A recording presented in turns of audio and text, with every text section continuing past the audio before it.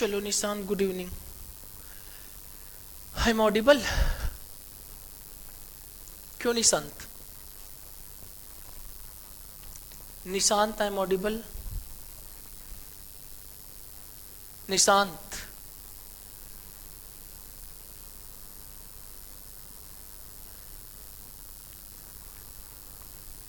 Nishant, I am audible? Yes, sir, audible.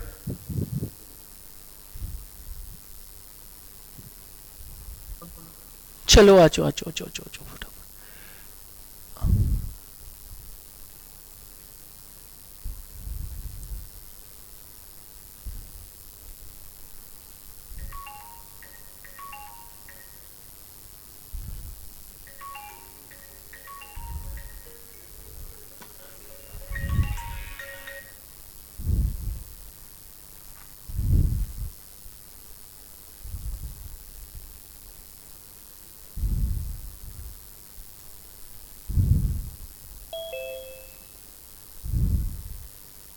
Saurabh,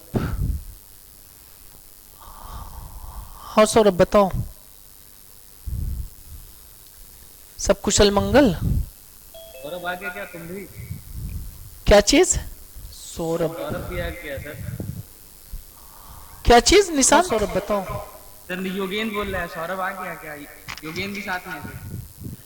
अच्छा, योगेंद्र है साथ में? Yes sir. अच्छा अच्छा अच्छा, चलो।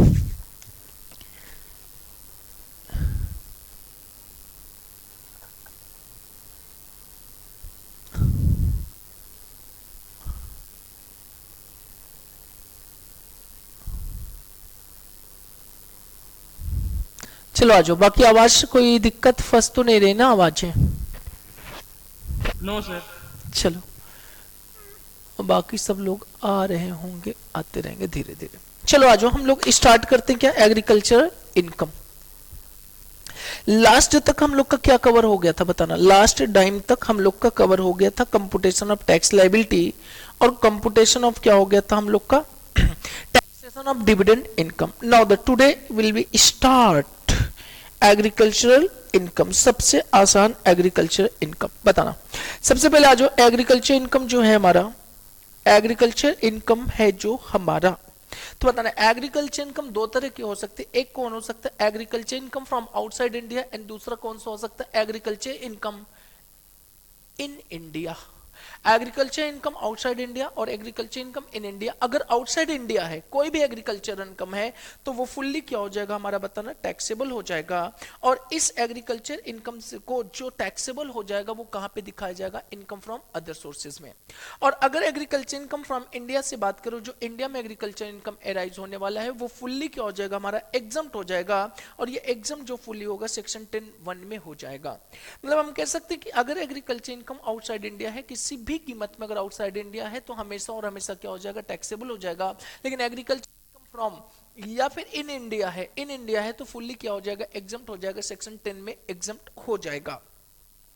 अब ये मुद्दा आता है कि sir what is the meaning of agriculture income? Agriculture income is nothing, agriculture income any income which is arise due to processing of agricultural process. अगर एग्रीकल्चर प्रोसेस को करने से अगर मेरे को कोई भी इनकम अराइज हुआ है, that income shall be consider as agriculture income. Agriculture income के लिए क्या करना पड़ेगा? सीए और सीएमए साहब लोग, एग्रीकल्चर का कैसे हमें पता चलेगा कि सर एग्रीकल्चर जो है एग्रीकल्चर पर्पज से है, एग्रीकल्चरल ऑपरेशन एक्टिविटी, या फिर क्या होती है हमारे पास? Marketing operation activity. अगर एग्रीकल्चर ऑपरेशन है तो बेसिक ऑपरेशन, और कौन सा ऑपरेशन होगा हमारा? Subsequent operation. पता ना, बेसिक ऑपरेशन की बात करूं तो बेसिक ऑपरेशन में हमारा labour and skill, plugging of land, sowing of seed, planting and other similar operation.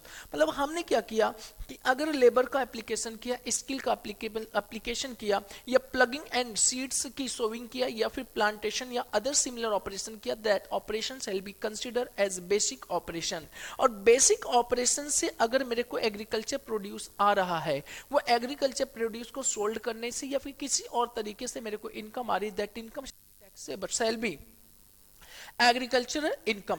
या फिर सब्सिक्वेंट ऑपरेशन, सब्सिक्वेंट ऑपरेशन हमारा क्या हो सकता है, involve application agriculture that is weeding digging the soil around the growth protection of plants by using insecticides and pesticides, watering a plant at regular interval, pruning, cutting, harvesting।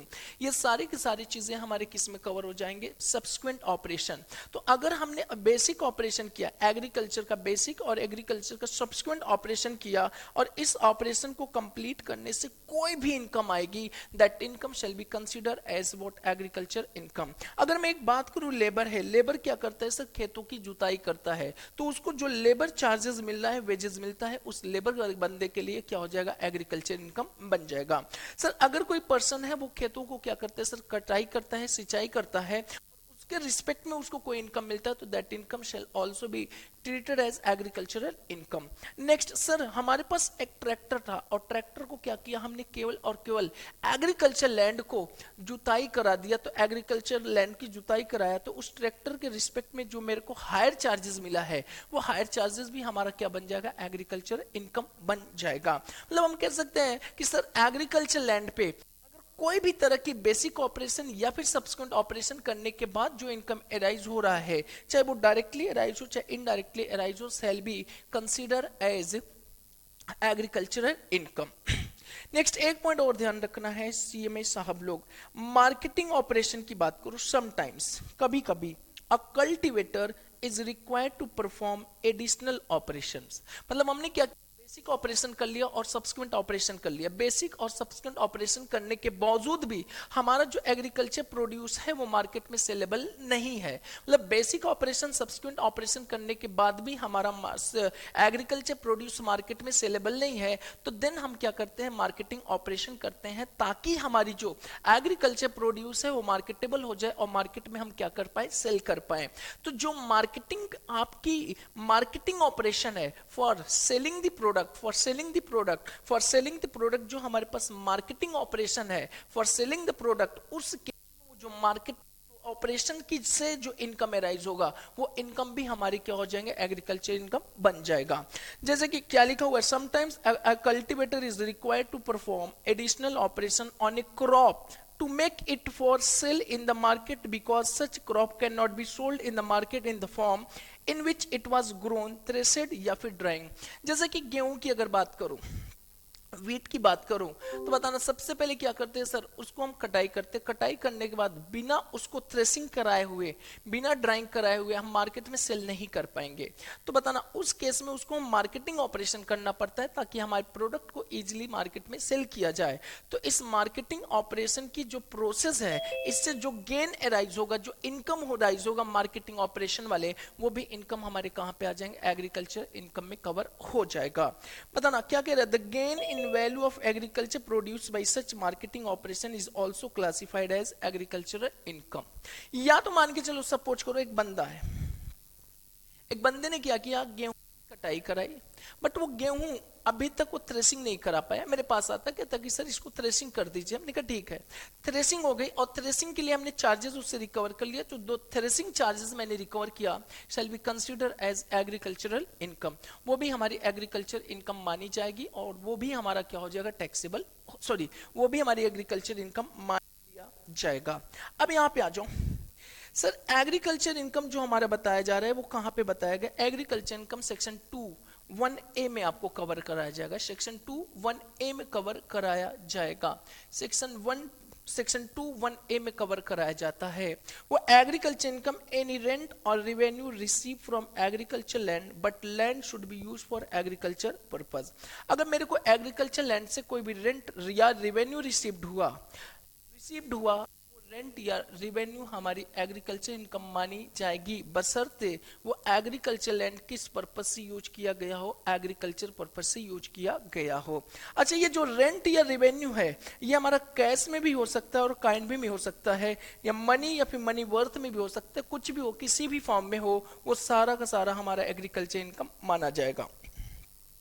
Suppose करो मेरे पास एक बंदा आया, मेरे पास एग्रीकल्चर लैंड, मेरे पास एक बंदा आता है, कहता है कि सर ये एग्रीकल्चर लैंड मेरे को, हमने कहा ठीक है एग्रीकल्चर लैंड ले लो।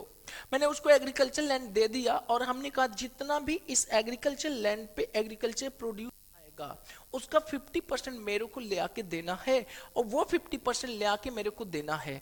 जो 50% ले आके आ रहा है बंदा लेके मेरे पास, वो 50% हमारा क्या माना जाएगा, रेंट माना जाएगा। और 50% जो मेरे पास एग्रीकल्चर प्रोड्यूस आया हुआ है एज ए रेंट, उसको अगर मार्केट में बेचकर हमने पैसे को क्या किया, जनरेट कर लिया है, तो वो जो सेल करने से मेरे को प्रॉफिट आई है, वो जो सेल करने से मेरे को प्रॉफिट आई है, वो भी हमारी कौन सी इनकम मानी जाएगी, एग्रीकल्चर इनकम मानी जाएगी।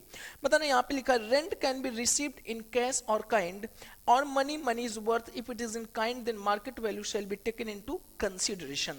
आगे करें इफ एनी पेनल चार्जेस। हमने क्या किया, एक बंदे को कहा था कि मेरे एक काम करो भाई, एक बंदा मेरे पास आया, कहते सर एग्रीकल्चर लैंड आपका ऐसे ही तो पड़ा हुआ है। हमने कहा एक काम करो सर, ये मेरे को दे दो, मैं आपको क्या करूंगा, 2 महीने 50% इसका मैं अनाज आपको वापस कर दूंगा। वो किया मेरे पास 50% अनाज ले आने के बजाय केवल और केवल 25% अनाज लेके आया। हमने कहा देख भाई 2 महीने के अंदर 25% जो बैलेंस अनाज है वो भी मेरे को दे देना, अगर नहीं दिया तो मैं तेरे एडिशनल एक्स्ट्रा अनाज और ले लूंगा। तो जो एक्स्ट्रा अनाज मिला या फिर एक्स्ट्रा थिंग हमने ले लिया तो उसको हम लोग बोलेंगे पेनल चार्जेस। और अगर पेनल चार्जेस मैं चार्ज कर रहा हूं तो वो कभी भी हमारा एग्रीकल्चर इनकम नहीं माना जाएगा, और वो एग्रीकल्चर इनकम नहीं माना जाएगा, और ऐसे इनकम को हम क्या करेंगे, shall be chargeable to tax कर दिया जाएगा। नेक्स्ट आ जाओ point number 2, any income derive from such land by agriculture, processing of agriculture produce, sale of agriculture produce by a cultivator और receiving of rent in kind. Cultivator मतलब हमारे land को एक बंदे ने लेके गया है, उसने सपोज करो 50,000 किलोग्राम राइस या फिर वीट को क्या किया सर, प्रोड्यूस करता है। एक बंदा है जो मेरे लैंड को लेके गया है और 50,000 किलोग्राम वीट क्या करता है सर, प्रोड्यूस करता है, जिनमें से मैंने बोल के रखा हुआ था 25,000 किलोग्राम तू मेरे को दे देना और 25,000 तू सोल्ड कर देना। तो ये जो 25,000 सोल्ड कर रहा है बंदा, उसको हम बोलेंगे that is what cultivator, cultivator के द्वारा बेचा गया है। और ये 25,000 मेरे पास लेके आ रहा है 25,000 किलोग्राम, तो ये मेरे को जो 25,000 किलोग्राम मिल रहा है that will be known as what, rent in kind. अब बताना मैं इसको क्या किया सर, मार्केट में सेल कर दिया, और मार्केट में सेल करने के बाद मेरे को प्रॉफिट हो गया है। ये प्रॉफिट भी हमारी कौन सी इनकम मानी जाएगी, एग्रीकल्चर इनकम मान लिया जाएगा। अगर ये भी बेचता है तो वो तो कल्टीवेटर जो भी बेचता है वो तो एग्रीकल्चर इनकम बनेगा ही बनेगा। लेकिन अगर जो मैंने बेचा है 25,000 रुपए, जो 25,000 किलोग्राम मेरे को मिला था एज रेंट, उसको मैंने बेच दिया है, वो बेचने से मेरे को जो प्रॉफिट आ रहा है प्रॉफिट भी हमारा क्या हो जाएगा, एग्रीकल्चर इनकम बन जाएगा। लेकिन अगर मान के चलो कॉन्ट्रैक्ट के अकॉर्डिंग वो 25 नहीं दे पाता है, केवल 20 देता है, तो 20 को बेचने से जो प्रॉफिट आया वो भी प्रॉफिट हमारी एग्रीकल्चर इनकम मानी जाएगी। लेकिन ये 5,000 न दे पाने की वजह से, 5,000 न दे पाने की वजह से मैंने उससे एक्स्ट्रा 100 किलोग्राम और ले लिया। जो एक्स्ट्रा 100 किलोग्राम ले लिया या तो ब्याज के नाम पे ले लिया, तो ये सारी की सारी चीजें एग्रीकल्चर इनकम नहीं मानी जाएगी। ये जो एक्स्ट्रा 100 किलोग्राम लिया है या ब्याज के तौर पे कुछ और ले लिया है, वो हमारी एग्रीकल्चर इनकम नहीं, पेनल चार्जेस है, और उसको बेचने से जो इनकम होगा हमारा क्या हो जाएगा, चार्जेबल टू टैक्स हो जाएगा। नेक्स्ट आ जाओ बच्चा, नेक्स्ट पॉइंट। सर ये बताना थर्ड पॉइंट में, income derive from building on agriculture land. Income derive from building on agriculture land. अगर एग्रीकल्चर लैंड पे कोई बिल्डिंग है, उस बिल्डिंग से कोई इनकम एराइज हो रहा है, वो इनकम भी क्या माना जाएगा, एग्रीकल्चर इनकम मानी जाएगी।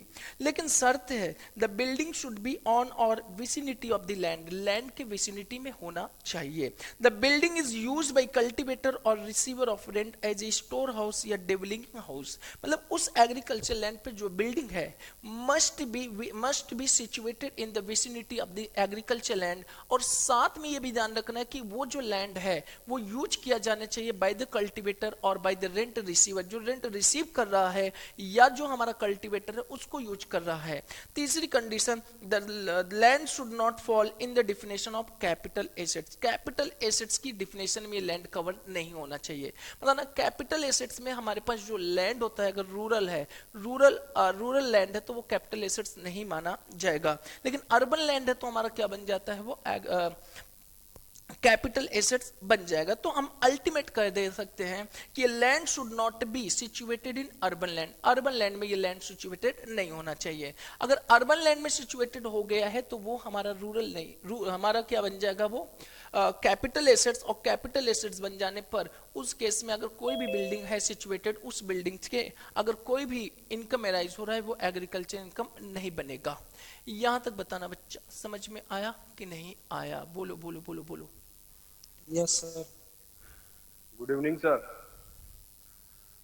Good evening Amit. नेक्स्ट आ जाओ। नेक्स्ट नोट क्या लिखा है, income arising from such farm building would be treated as agriculture income. In the hand of owner, income shall be computed by applying the provision given under the head income from house property. मतलब अगर कोई land, कोई agriculture land की vicinity में कोई building है, उस building को हमने किराए पे दे दिया और उस बिल्डिंग को किराए पे देने के बाद मेरे को रेंट इनकम एराइज हो रहा है। अब सर कितनी हमारी एग्रीकल्चर इनकम कंसीडर किया जाएगा? अब कोई बंदा मेरे को 25,000 रुपए पर मंथ वो बिल्डिंग का दे रहा है, फार्म हाउस का दे रहा है, तो 25,000 रुपए पर मंथ क्या पूरा होगा? नहीं। उस बिल्डिंग को हम उसी तरह से कंप्यूट करेंगे जिस तरह से एग्रीकल्चर, जिस तरह से इनकम फ्रॉम हाउस प्रॉपर्टी को कंप्यूट करते हैं। जैसे कि अगर इनकम फ्रॉम हाउस प्रॉपर्टी को कंप्यूट करना है तो मेरे को क्या चाहिए सर? सबसे पहले म्युनिसिपल वैल्यू चाहिए, fair rental value, whichever is higher कर लो, then compare with standard rent, whichever is lower that will be known as what expected rental value, or then expected rental value compare with actual rent whichever is higher that will be known as what gross annual value, minus कर दो municipal tax paid, then क्या आ जाएगा annual value, minus कर दो interest, minus कर दो आप 30% of the net annual value, जो आएगा वो आता था इनकम फ्रॉम हाउस प्रॉपर्टी। तो वो जो इनकम फ्रॉम हाउस प्रॉपर्टी निकल के आएगा ना, जो इनकम फ्रॉम हाउस प्रॉपर्टी निकल के आएगा वही हमारे लिए क्या बन जाएगा? एग्रीकल्चर इनकम बन जाएगा। If such building is situated in the vicinity of the land and land is not a part of the urban land, and साथ में the building is used by the cultivator or receiver of rent as storehouse, dwelling house। बताना यहां तक समझ में आया कि नहीं आया? नेक्स्ट आ जाइए। Next, any income derived from sapling or seeding grown in nursery shall be deemed to be agricultural income। अगर कोई भी नर्सरी में सैपलिंग को क्या किया गया है, सैपलिंग या फिर सीडिंग ग्रोन नर्सरी में है, उससे जो भी इनकम एराइज होगा वो भी इनकम कौन सी इनकम मानी जाएगी? हमारी एग्रीकल्चर इनकम मानी जाएगी। कुछ एग्जाम्पल है यहाँ पे बच्चा लोग ध्यान से देखो, कुछ एग्जाम्पल दिया है ध्यान से देखेंगे। देखो क्या करे एग्जाम्पल, कह रहे income treated as deemed as क्या? Agriculture income. सर लैग कर रहा है, ज्यादा जूम हो गया है। चलो अब ठीक है, बताना आगे क्या करें। Income from sale of all types of crops and spices grown through basic and subsequent operation. कोई भी income, any type of income arise due to sale of all types of the crops and spices grown through basic and subsequent operation। अगर basic या subsequent operation करने के बाद, basic and subsequent operation करने के बाद हमें जो भी प्रोडक्ट मिल रहा है, जो भी प्रोडक्ट मिल रहा है वो सारे प्रोडक्ट को हमने क्या किया? सारे क्रॉप्स या स्पाइसेस को हमने सेल कर दिया, और सेल करने से मेरे को इनकम जनरेट हुई, तो वो इनकम भी कौन सी इनकम बन जाएगी? बताना एग्रीकल्चरल इनकम बन जाएगा। बताना income from sale of flowers, अगर हमने फूलों को बेच दिया या पेड़ों को बेच दिया या बंबू को बेच दिया, टिम्बर को बेच दिया, ग्रास को बेच दिया, लेकिन ऐसे फूल्स, ऐसे बंबू, ऐसे ट्रीज जिसपे हमने बेसिक या सब्सिक्वेंट ऑपरेशन कवर किया हुआ है, तो वो सारे के सारे इनकम हमारे कौन सी इनकम हो जाएंगे? एग्रीकल्चर इनकम हो जाएंगे। लेकिन तीसरी पॉइंट हमारा क्या कहता है? देखो तीसरी पॉइंट क्या कह रहा है, income of nursery derive from sapling और seeding grown in nursery irrespective of the fact whether basic operation are carried out और नॉट। यहां पे बताना, अगर मैं कोई नर्सरी में सैपलिंग ले जा रहा हूं तो वहां पे सैपलिंग है या फिर हमारे पास सीड ग्रोन है, तो हमें वहां पे बेसिक ऑपरेशन करने की जरूरत नहीं है। हमें थोड़ी करना है कि सर प्लॉगिंग करना है, वहां पे खेतों की जुताई करना है या फिर कुछ करना है, ऐसा तो होता नहीं नर्सरी में। तो वहां पे कह रहा है कि अगर नर्सरी में बेसिक ऑपरेशन कैरी आउट नहीं किया गया है, उसके बावजूद भी आप नर्सरी से जो सैपलिंग बेच रहे हैं या फिर जो आप सीडिंग ग्रोन कर रहे हैं, उसको बेचने से जो भी इनकम आपको एराइज हो रही है, वो इनकम आपकी कौन सी इनकम बन जाएगी? एग्रीकल्चर इनकम बन जाएगा। नेक्स्ट बताना, अगर हमें कोई कॉम्पनसेशन मिलता है, कॉम्पनसेशन कहां से मिलता है? From an insurance company. Insurance company से मेरे को कोई कॉम्पनसेशन मिलता है, इंश्योरेंस कंपनी से मेरे को कोई कॉम्पनसेशन मिलता है। क्यों मिलता है? क्योंकि हमारा डैमेज हो गया था या कोई हमारे क्रॉप्स डैमेज हो गए थे और उस क्रॉप्स को हमने क्या करा के रखा हुआ था? इंश्योरेंस करा के रखा हुआ था। तो इंश्योरेंस वाले से जो भी मेरे को पैसा मिल रहा है, जो भी इनकम राइज हो रही, जो भी कॉम्पनसेशन है, वो सारा का सारा कॉम्पनसेशन हमारा कौन सी इनकम बन जाएगा? एग्रीकल्चर इनकम बन जाएगा। नेक्स्ट आते हैं, एक पॉइंट यहाँ पे देखो बगल में क्या लिखा हुआ है, income not treated as what? Agriculture income. ऐसी इनकम जो आपकी एग्रीकल्चर इनकम नहीं मानी जाएगी। मतलब आपको लगेगा कि सर ये एग्रीकल्चर इनकम है, उसके बावजूद भी एग्रीकल्चर इनकम नहीं मानी जाएगी। Income from sale of forest, अगर कोई भी जंगल को बेचने से मेरे को इनकम जनरेट हो रही, तो वो भी हमारी इनकम एग्रीकल्चर नहीं मानी जाएगी। लेकिन एक चीज आपको ध्यान रखना है कि अगर कोई ट्री है या वाइल्ड ग्रास है या फ्लावर्स है, grown spontaneously without any human effort, मतलब हम कह सकते हैं बिना कोई ऑपरेशन, बिना कोई ह्यूमन एफर्ट से अगर कोई ग्रॉस, कोई बम्बू, कोई भी फॉरेस्ट या कोई भी ट्री है, उसको बेच दिया हमने, उससे इनकम जनरेट हुई, तो वो इनकम हमारा एग्रीकल्चर इनकम नहीं माना जाएगा और वो नॉन एग्रीकल्चर इनकम मानी जाएगी और फुली टैक्सेबल हो जाएगा। Income from breeding of live stock या फिर एनिमल हस्बेंड्री से हमें कोई इनकम जनरेट हो रहा है, तो वो भी इनकम हमारी एग्रीकल्चर इनकम नहीं मानी जाएगी। Next, income from dairy farming, butter, cheese making, poultry farming and fisheries, तो उस केस में भी हमारी इनकम एग्रीकल्चर इनकम नहीं माना जाएगा। मतलब हम कह सकते हैं कि ये जो 4 पॉइंट है, ये 4 पॉइंट ऐसे हैं जो आपको लगेगा कि एग्रीकल्चर इनकम हो सकता है, फिर भी वो एग्रीकल्चर इनकम नहीं माना जाएगा। लेकिन अगर इधर 4 पॉइंट की बात करूं हम, तो ये आपको लगेगा कि सर नहीं ये इनकम नॉन एग्रीकल्चर है, लेकिन फिर भी ये क्या बन जाता है? एग्रीकल्चर इनकम बन जाएगा। यहां तक बताना बच्चा समझ में आया कि नहीं आया? मतलब यहां तक जो पॉइंट हमने कवर किया था, वो पॉइंट ये बता रहा है कि sir how to identify the income is agriculture income और नॉट।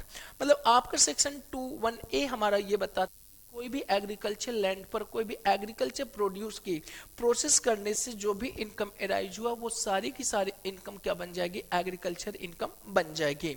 लेकिन आपको यह ध्यान रखना, अगर कोई भी एग्रीकल्चर इनकम आउटसाइड इंडिया है, वो फुल्ली टैक्सेबल हो जाएगा, और एग्रीकल्चर इनकम अगर इन इंडिया है तो फुल्ली 1 में क्या हो जाएगा? वो एग्जम्प्ट हो जाएगा।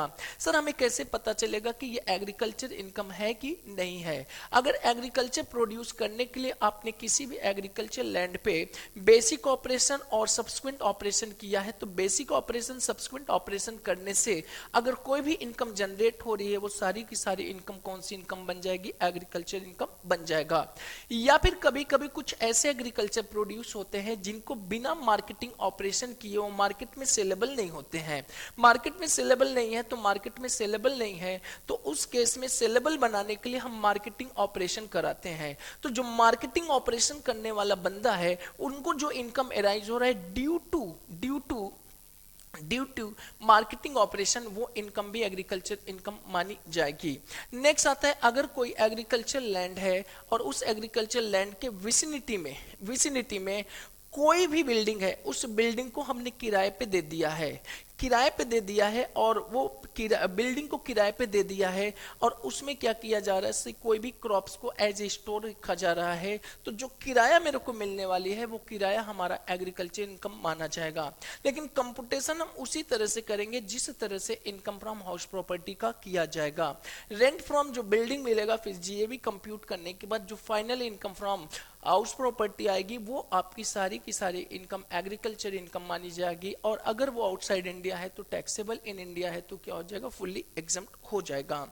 लेकिन अगर मान के चलो कोई भी क्रॉप्स है, कोई भी क्रॉप्स है जिसपे basic operation subsequent operation complete कर लिया गया है, उसको बेचने से कोई भी इनकम एराइज होती है तो वो इनकम आपकी एग्रीकल्चर इनकम बन जाएगी। या फिर आपके कोई फ्लावर्स है, ट्रीज है, या फिर टिम्बर ग्रास है जिसपे आपने बेसिक या सब्सिक्वेंट ऑपरेशन किया है तो वो भी इनकम आपकी एग्रीकल्चर इनकम बन जाएगी। लेकिन अगर मान के चलो कोई नर्सरी है, नर्सरी में सैपलिंग या फिर सीड ग्रोइंग है, उसको बेचने से इनकम होती है, वो इनकम भी हमारा क्या हो जाएगा, एग्रीकल्चर इनकम बन जाएगा। इवन भले ही आपकी उस नर्सरी में बेसिक ऑपरेशन या सब्सिक्वेंट ऑपरेशन नहीं किया गया हो। नेक्स्ट आता है कि अगर आपने कोई क्रॉप्स को इंश्योरेंस करा के रखा हुआ था और डैमेज हो जाता है, और डैमेज हो जाने की वजह से इंश्योरेंस कंपनी ने कुछ पेमेंट आपको कर दिया है, तो बताना वो जो पेमेंट मिल जा रहा है, जो कॉम्पनसेशन मिल रहा है, वो कॉम्पनसेशन हमारा क्या हो जाएगा सर, वो भी एग्रीकल्चर इनकम बन जाएगा। नेक्स्ट हमारे पास आता है कि अगर आपने कोई फॉरेस्ट, कोई ग्रास, कोई बंबू जो कि विदाउट ह्यूमन एफर्ट से वो आ गए थे, ग्रो हो गए थे, और उसको बेचकर आपने कोई इनकम कमाया, वो इनकम हमारी क्या बन जाएगी, नॉन एग्रीकल्चर इनकम बन जाएगा। कोई भी ब्रीडिंग ऑफ लाइव स्टॉक है या फिर एनिमल हस्बेंड्री है, उससे आपको कोई भी इनकम हुआ है तो इनकम क्या बन जाएगी, हमारी नॉन एग्रीकल्चर इनकम बन जाएगा। अगर इनकम फ्रॉम क्या है हमारा, डेयरी फार्मिंग, बटर है, चीज है, या फिर हमारे क्या हो सकते हैं, फार्मिंग फिशरी है, उससे भी आपकी इनकम जो होगी वो भी नॉन इनकम मानी जाएगी। या फिर income from sale of agricultural land, income from sale of agricultural land, sale of agricultural land, वो भी हमारी इनकम एग्रीकल्चर इनकम नहीं मानी जाएगी। लेकिन एक शर्त है, सच इनकम हमारा कहां पे टैक्सेबल होना चाहिए, कैपिटल गेन में होना चाहिए। नेक्स्ट आ जाओ, पॉइंट नंबर 2 पे आते हैं सीए में साहब लोग, यहां पे आ जाओ। अब यहां पे इंपॉर्टेंट आता है आपका प्रैक्टिस की बात करते हैं, यहां पे ध्यान से सुनो। हम लोग ने क्या कवर किया सर, अगर कोई एग्रीकल्चर इनकम है, कोई भी एग्रीकल्चरल इनकम है, तो फर्स्ट ऑफ ऑल उस एग्रीकल्चर इनकम को आपको चेक करना पड़ेगा कि ये जो एग्रीकल्चर इनकम है ना, क्या ये आउटसाइड इंडिया है या विद इन इंडिया है, आउटसाइड इंडिया है कि विद इन इंडिया है। अगर ये आउटसाइड इंडिया है तो जितनी भी इनकम आपको एराइज हुआ है वो आपका क्या हो जाएगा, टैक्सेबल हो जाएगा। और जब ये टैक्सेबल होगा तो किस हेड में दिखाया जाएगा, इनकम फ्रॉम अदर सोर्सेज में दिखाया जाएगा। अगर ये आपका इन इंडिया है, इन इंडिया है, तो उस केस में ये इनकम आपका टोटली क्या हो जाएगा, एग्जम्प्ट हो जाएगा। एग्जम्प्ट कहने का मतलब ये है कि वेनेवर जब भी हम किसी पर्सन की टोटल इनकम को कंप्यूट करेंगे, उस टोटल इनकम से अगर हाँ सुशील बताओ क्या दिक्कत हो गया सर? बहुत रुक रुक के आ रहा है। और लोगों के साथ दिक्कत आ रही क्या ऐसा, हाँ सर। और किसी के साथ? यस सर, यस सब सर।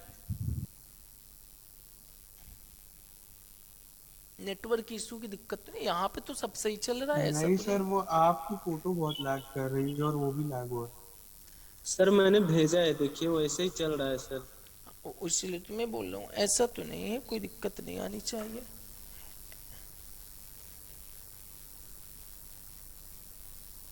एक बार वापस से रिज्वाइन कर लो जिनका जिनका दिक्कत हो रहा है। Okay sir. हाँ, इसलिए मैंने YouTube भी चलाया था, उसको भी बंद कर दिया है। जिनको दिक्कत आ रहा है वो वापस से ज्वाइन कर ले। अब यहाँ पे आ जाओ, यहाँ पे सुनो। अगर आउटसाइड इंडिया है तो हमारा क्या हो जाएगी, ये टैक्सेबल हो जाएगा, और इनकम फ्रॉम क्या हो जाएगा, अदर सोर्सेज में जाएगा। अगर इन इंडिया है तो बताना क्या हो जाएगा, ये हमारा फुल्ली एग्जम्प्ट हो जाएगा। एग्जम्प्ट का कहने का मतलब ये है, एग्जम्प्ट कहने का मतलब ये है कि जब भी किसी पर्सन की टोटल इनकम को कंप्यूट किया जाएगा, जब भी किसी पर्सन की टोटल इनकम को कंप्यूट किया जाएगा, उसके टोटल इनकम में अगर एग्रीकल्चर इनकम इन इंडिया है तो वो उसको कंसिडर ही नहीं करना है भाई, वो क्या हो जाएगा हमारा एग्जम्प्ट हो जाएगा। मतलब एग्जम्प्ट का मतलब ये है as per the income tax act हमारा कहता है कि अगर कोई एग्रीकल्चर इनकम इन इंडिया है तो वो पूरा का पूरा टोटल इनकम कंप्यूट करते समय कंसीडर नहीं करना पड़ेगा, उसे कंसीडर करने की जरूरत नहीं है। तो यहां पे क्या कह रहे हैं पॉइंट, यहां पे ध्यान से देखो। हाँ मन बताना, ऐसा आपके साथ भी है क्या? देखो क्या कह रहे हैं, एज पर द इनकम टैक्स एक्ट 1961। ठीक है सर, ठीक चल रहा है। Agriculture income is fully exempt, fully क्या हो जाएगा हमारा एग्जाम्प्ट हो जाएगा। क्या एग्जाम्प्ट हो जाएगा? Agriculture income. बट क्या कह रहा है, at the time of calculation of tax liability such agriculture income shall be consider as taxable income but after satisfying the following condition and this process is known as what, partial integration of agriculture income.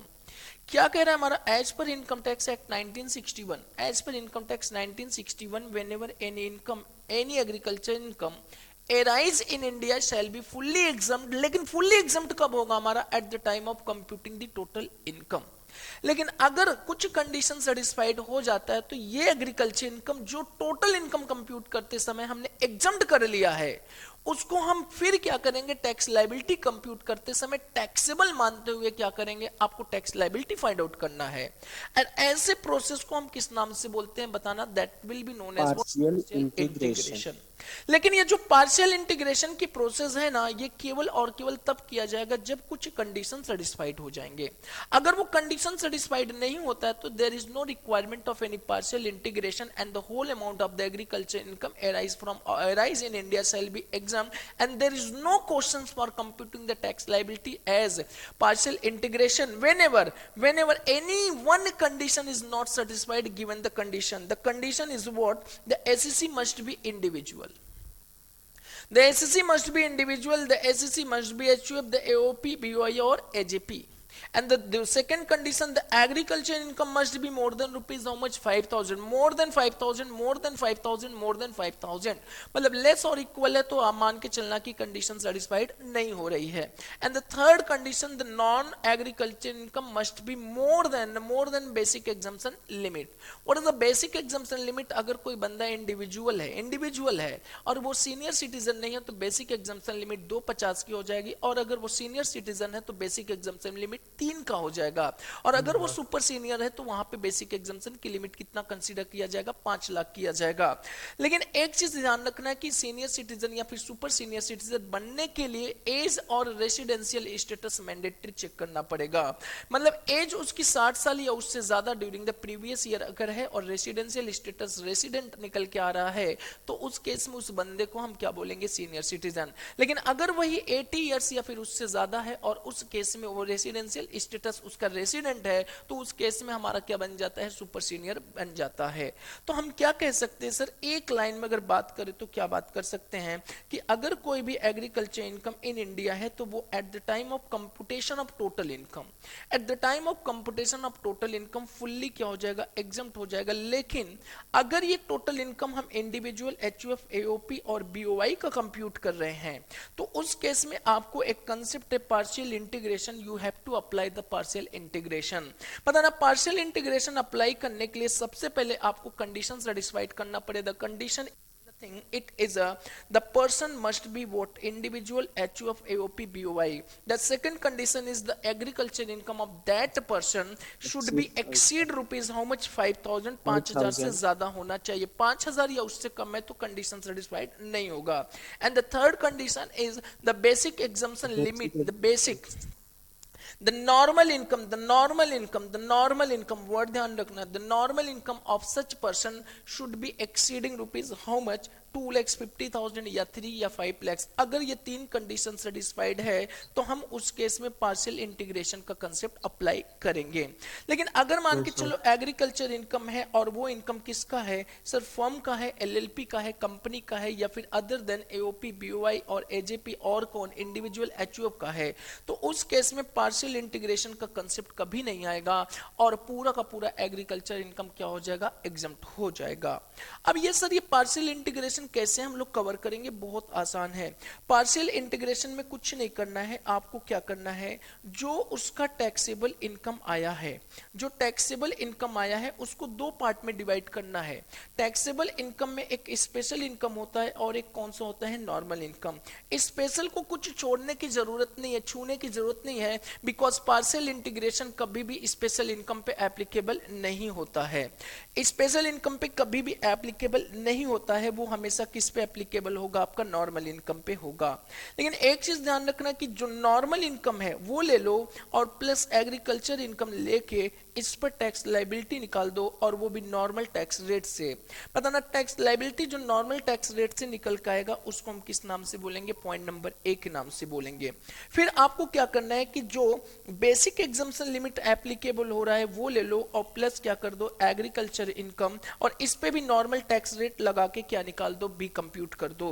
तो बताना ए minus B करने के बाद जो आएगा वो आपका tax हो जाएगा, और फिर वापस उसमें टैक्स ऑन क्या ऐड कर दो, स्पेशल इनकम ऐड कर दो। Tax on special income add कर दो, तब जाके आपके टोटल बन जाएंगे। फिर जहां पे रिबेट मिलना चाहिए रिबेट दे दो, और जहां पे सरचार्ज लगना चाहिए सरचार्ज लग जाएगा। जहां पे रिबेट मिलना चाहिए रिबेट मिल जाएगा, और जहां पे सरचार्ज लगेगा सरचार्ज दे देंगे। पता ना, रिबेट और सरचार्ज मार्जिनल लीव करने के बाद जो आएगा that will be known as what, taxable amount, tax है। और उसमें हमें क्या करना है, वापस से हैक लगा देना है @4%, तब जाके क्या बन जाएगा, हमारा टैक्स लाइबिलिटी बन जाएगा, टैक्स लाइबिलिटी बन जाएगा। और फिर बाकी का जो प्रोसेस है, TDS, advance tax, AMT, credit minus करके हम क्या फाइंड आउट कर लेते हैं, टैक्स पेबल। और फिर अगर लेट रिटर्न फाइलिंग है, सेक्शन 234A का इंटरेस्ट और लेट फीस हमारा क्या आ जाएगा सर, सेक्शन 234F लगा के क्या कंप्यूट कर देंगे, सेल्फ असेसमेंट टैक्स कंप्यूट कर देंगे। वो सारी की सारी प्रोसेस आ जाएगी। केवल एक स्पेशल यहाँ पे प्रोसीजर हो जाता है, that is what, partial integration. Partial integration हमारा कब होगा, जब इंडिविजुअल एचयूएफ, एओपी, बीओआई और एजेपी के पास एग्रीकल्चर इनकम कहां से हो रहा है, इंडिया से हो रहा है, और उस एग्रीकल्चर इनकम की जो अमाउंट है, जो रकम है, वो 5000 से ज्यादा है, और उसके पास नॉर्मल इनकम, उस बंदे के पास नॉर्मल इनकम जो है वो 250, 3 लाख या 5 लाख से ज्यादा है, तो उस केस में ही पार्शियल इंटीग्रेशन करना है। लेकिन अगर कोई पार्टनरशिप फॉर्म है, कोई कंपनी है, कोई पार्टनरशिप फॉर्म कंपनी या फिर कोई एलएलपी है, तो उस केस में अगर उसको एग्रीकल्चर इनकम हो रहा है तो वहां पे आपको पार्शियल इंटीग्रेशन करने की कोई जरूरत नहीं है।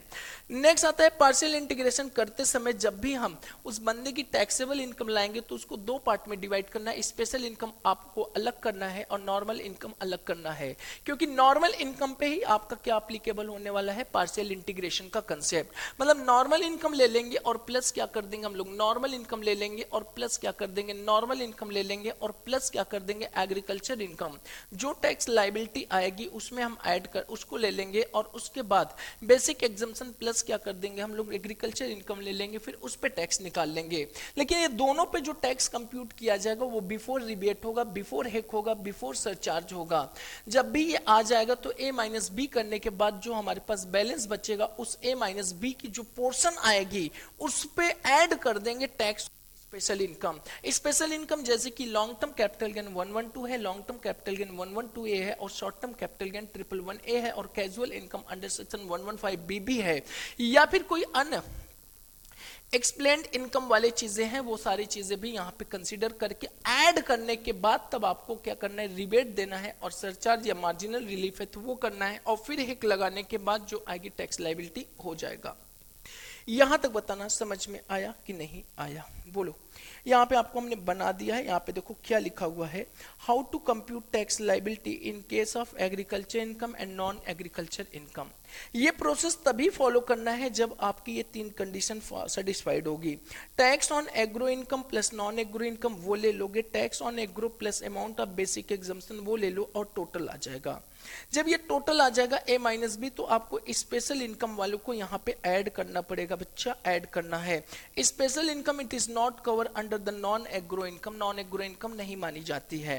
तो यहाँ पे इसको ऐड कर दोगे, और ऐड करने के बाद तब जाके आपको रिबेट देना है, और उसके बाद सरचार्ज अगर एप्लीकेबल है तो वो कर दो, और देन जो आएगा तो उस पे हेल्थ एजुकेशन से 4% लगा दो। जो आएगा तब जाके आपका टैक्स लायबिलिटी बन जाएगा। यहां तक बताना किसी को डाउट है कि नहीं है, बोलिए। बोलिए बोलिए बोलिए बोलिए, डाउट है कि नहीं है, बोलो। नो सर, नहीं है, हो गया। चलो, मैं बस आज वो खत्म होने वाला है, बहुत चीज खत्म होने वाला। अब यहाँ पे आ जाओ, हुआ क्या, मेरे साथ ध्यान से सुनना है, कुछ नहीं करना है, बहुत ही आराम से सुनो। मैंने क्या किया, मैंने सोचा एक काम करते हैं, मैं शुगर केन की खेती कर लेता हूँ। किसकी खेती कर लेता हूँ? गन्ने की खेती कर लूँ। गन्ने की खेती कर लेता हूँ। गन्ने की खेती करने से मेरे को क्या मिल जाएगा? गन्ना मिल जाएगा।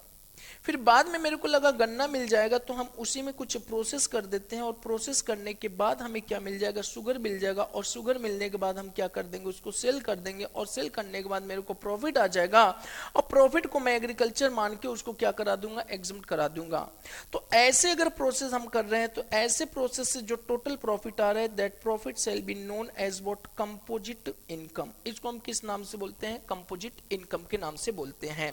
कंपोजिट इनकम का मतलब होता है जहां पे आपका एग्रो प्रोसेस और प्लस नॉन एग्रो प्रोसेस करने के बाद एक नया प्रोडक्ट आ गया है, और उस नए प्रोडक्ट को आपने मार्केट में बेच दिया, और मार्केट में बेचने के बाद आपको प्रॉफिट हुआ, लेकिन आपको पता नहीं चल पाया, आपको पता नहीं चल पा रहा है कि ये प्रॉफिट एग्रो वाली प्रॉफिट है कि नॉन एग्रो वाली प्रॉफिट है। तो ऐसे प्रॉफिट को, ऐसे इनकम को हम किस नाम से बोलते हैं? That will be known as what? Composite income के नाम से बोलते हैं।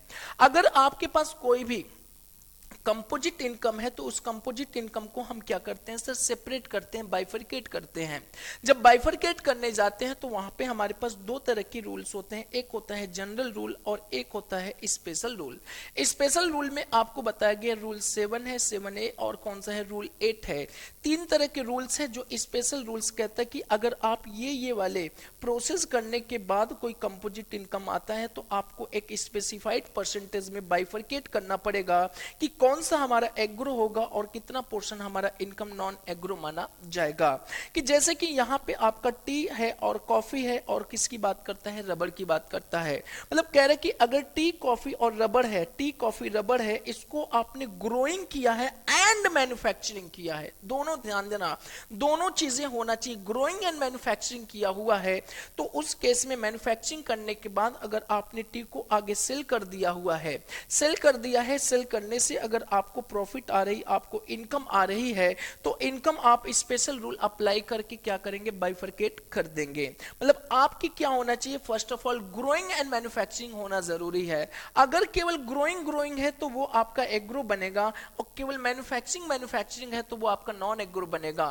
लेकिन अगर एग्रो, अगर आपका ग्रोइंग भी है और मैन्युफैक्चरिंग है, तब जाके आपको वो कंपोजिट बनेगा, और स्पेशल रूल अप्लाई करके हम क्या करेंगे? उन दोनों को सेपरेट कर लेंगे। जैसे कि टी एंड कॉफी और रबड़ की बात करें तो आज फटाफट उसमें देखते हैं।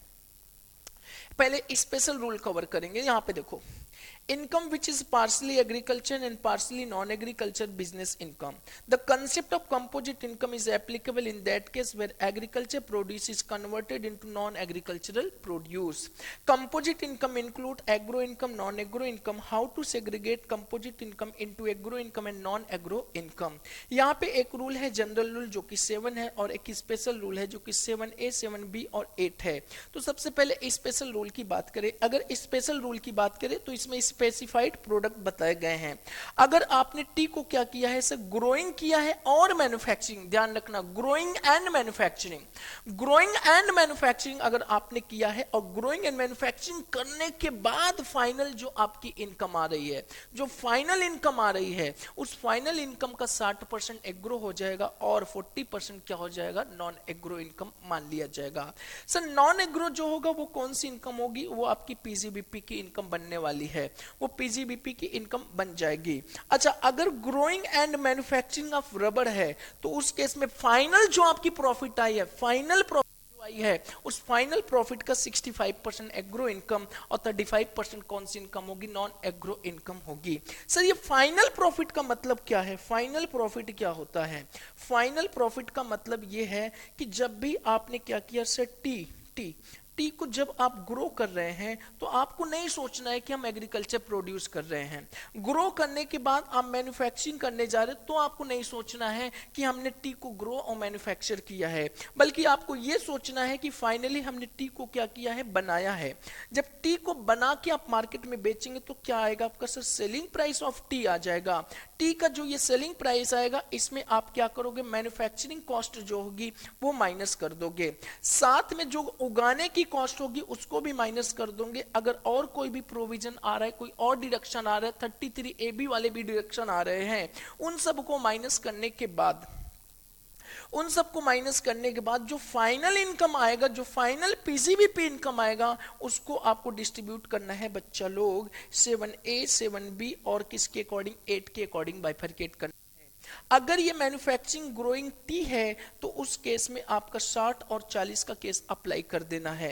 जैसे कि सपोज करो अगर हमने टी को क्या किया, ग्रो करने के लिए, टी को ग्रो करने के लिए हमने क्या किया सर, कल्टीवेशन कॉस्टिंग और हार्वेस्टिंग कॉस्टिंग इनकर्ड किया, सपोज करो 50 लाख रुपए। और फिर जब टी हमारे पास ग्रो हो गया तो उसको सुखाया, भिगाया, ये सारी चीजें किया और फर्दर प्रोसेस करने के बाद 10 लाख इनकर्ड किया। तो अब बताना ये टोटल कॉस्ट हमारे पास कितनी हो गई, 60 लाख रुपए हो गई। और इस टी को हमने मार्केट में बेच दिया 75 लाख रुपए में। और बताना 75 माइनस 60 को जब हमने माइनस किया तो हमारे पास फाइनल इनकम कितनी आ गई, 15 लाख आ गई है। तो इस 15 लाख को क्या करना है सर, 15 लाख को आप अगर टी को उगाया है, टी को मैन्युफैक्चरिंग किया है तो एग्रो 60% हो जाएगा और 40% क्या हो जाएगा, नॉन एग्रो हो जाएगा। और जो नॉन एग्रो होगा वो पीजीबीपी होगा और जो पीजीबीपी होगा वो नॉर्मल इनकम बन जाएगा।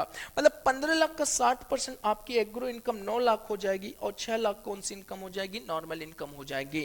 लेकिन ध्यान रखना अगर ये बंदा फिर से वापस इंडिविजुअल है या एचयूएफ है, एओपी है, बीओवाई है, एजेपी है, तो उस केस में बताना उसकी एग्रो इनकम कितनी है, 5000 से ज्यादा है और पर्सन इंडिविजुअल है और ये उसकी जो बेसिक एग्जम्पशन लिमिट है वो नॉन एग्रो वाली बेसिक से ज्यादा है, तो यहां पे वापस से आपको क्या लगाना पड़ेगा, पार्शियल इंटीग्रेशन का कंसेप्ट आ जाएगा।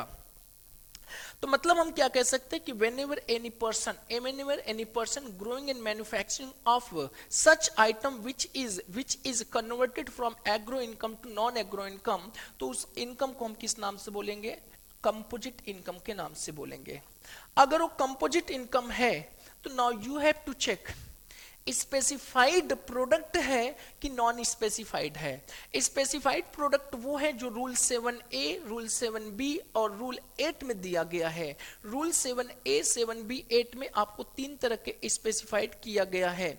जैसे कि रूल 8 में आपको क्या किया है, income from growing and manufacturing of T है और रूल 7B में आपका income from growing and manufacturing of coffee है। कॉफी 2 तरह के होते हैं, कॉफी ग्रोन है एंड क्योर्ड है, लेकिन एक कॉफी और होता है जो ग्रोन भी है, क्योर्ड भी है और साथ में क्या है सीएमए साहब लोग, रोस्टेड भी है। अगर ग्रोन और क्योर्ड है तो उस केस में फाइनल इनकम का 75% हमारा क्या हो जाएगा, एग्रो हो जाएगा और 25% हमारा क्या हो जाएगा, नॉन एग्रो हो जाएगा। लेकिन अगर रोस्टेड है तो 60% और 40% लेना है।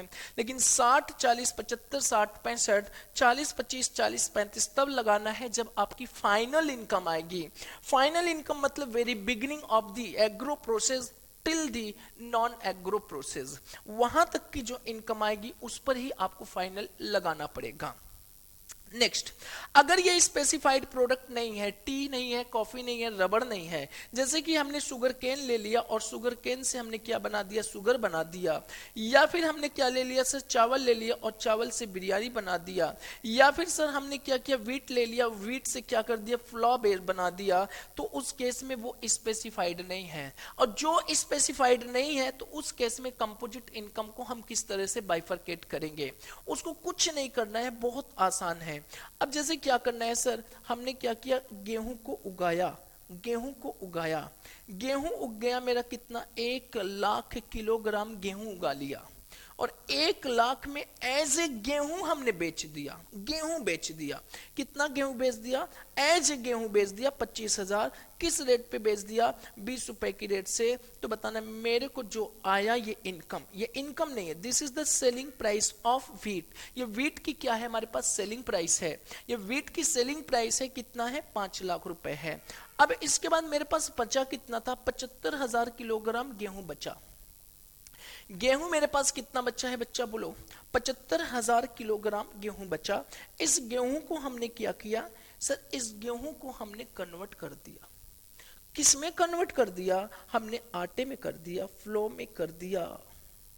बताना जब आटे में कन्वर्ट कर दिया तो बताना कितना 75 पूरा का पूरा कर दिया। यस 75 जब पूरा कर दिया इसको हमने सेल कर दिया, आटे को सेल कर दिया, 75 इंटू 40 में सेल कर दिया तो मेरे को कितना मिला 30 लाख रुपए सेलिंग प्राइस है।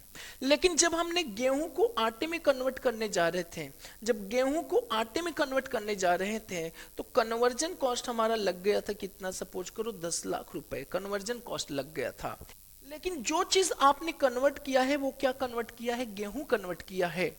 तो जब गेहूं को कन्वर्ट किया था, जिस समय कन्वर्जन हुआ था उस समय जो गेहूं की फेयर मार्केट वैल्यू होगी वो भी हमारी गेहूं की कॉस्ट बन जाएगी।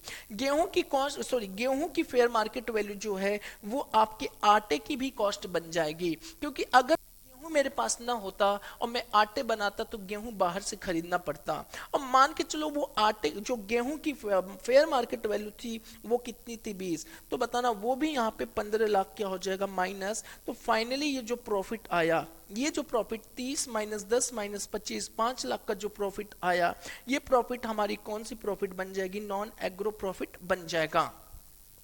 लेकिन जिस समय आपने गेहूं को कन्वर्ट किया था उस समय जो फेयर मार्केट वैल्यू थी, जो गेहूं को कन्वर्ट किया था फेयर मार्केट वैल्यू था वो था 75,000 इंटू 20 रुपए, तो टोटल कितनी थी हमारी 15 लाख। और इनमें दोनों में क्या माइनस करना है बच्चा, कॉस्ट ऑफ कल्टीवेशन ऑफ गेहूं माइनस करना है। पता ना इस 1 लाख गेहूं को उगाने के लिए हमने जो कॉस्ट इनकट किया होगा from the beginning till the date of गेहूं, तो उस केस में मेरे को जो कॉस्ट ऑफ कल्टीवेशन इनकट किया है उसको यहां दोनों जगह से माइनस करना पड़ेगा। और जब माइनस कर देंगे तो दोनों ही जगह पे हमें क्या मिल जाएगा, एग्रीकल्चर प्रॉफिट मिल जाएगा। अगर हम बात करें इसको उगाने के लिए 1 लाख किलोग्राम गेहूं को उगाने के लिए मैंने कॉस्ट इनकट कर दिया था कितना, 15 लाख रुपए।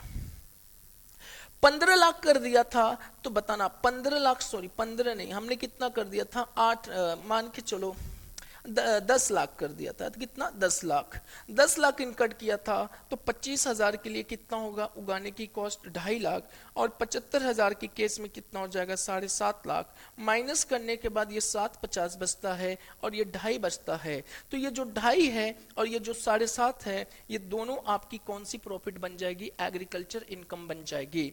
और ये जो 5 लाख कमाया गया है वो आपका क्या बन जाएगा, नॉन एग्रो बन जाएगा। लेकिन एक चीज ध्यान रखना है, हमेशा जो गलती करेंगे सर ये कंपोजिट तभी लगाना है जब ग्रोइंग और मैन्युफैक्चरिंग होगा। केवल ग्रोइंग है तो वो पूरा का पूरा एग्रीकल्चर है, और केवल मैन्युफैक्चरिंग है तो पूरा का पूरा नॉन एग्रो इनकम मानी जाएगी। नेक्स्ट आएंगे कहां पे, बोलो यहां तक समझ में आया कि नहीं आया, क्यों बताना, बताओ सभी लोग। Yes sir. पक्का? Yes sir. बस कुछ नहीं है, सबसे आसान। इसके बाद फटाफट एक टॉपिक और ले लेंगे, खत्म हो जाएगा। क्यों? सुनो ओके सर। सुनाओ सर। 2 चीजें ध्यान रखना है, ग्रोइंग और प्लस क्या, मैन्युफैक्चरिंग। तो फाइनली क्या आएगा वो, कंपोजिट इनकम। जो कंपोजिट आएगा तो जनरल रूल और कौन सा, स्पेशल में कौन सा rule, 7A 7B 8।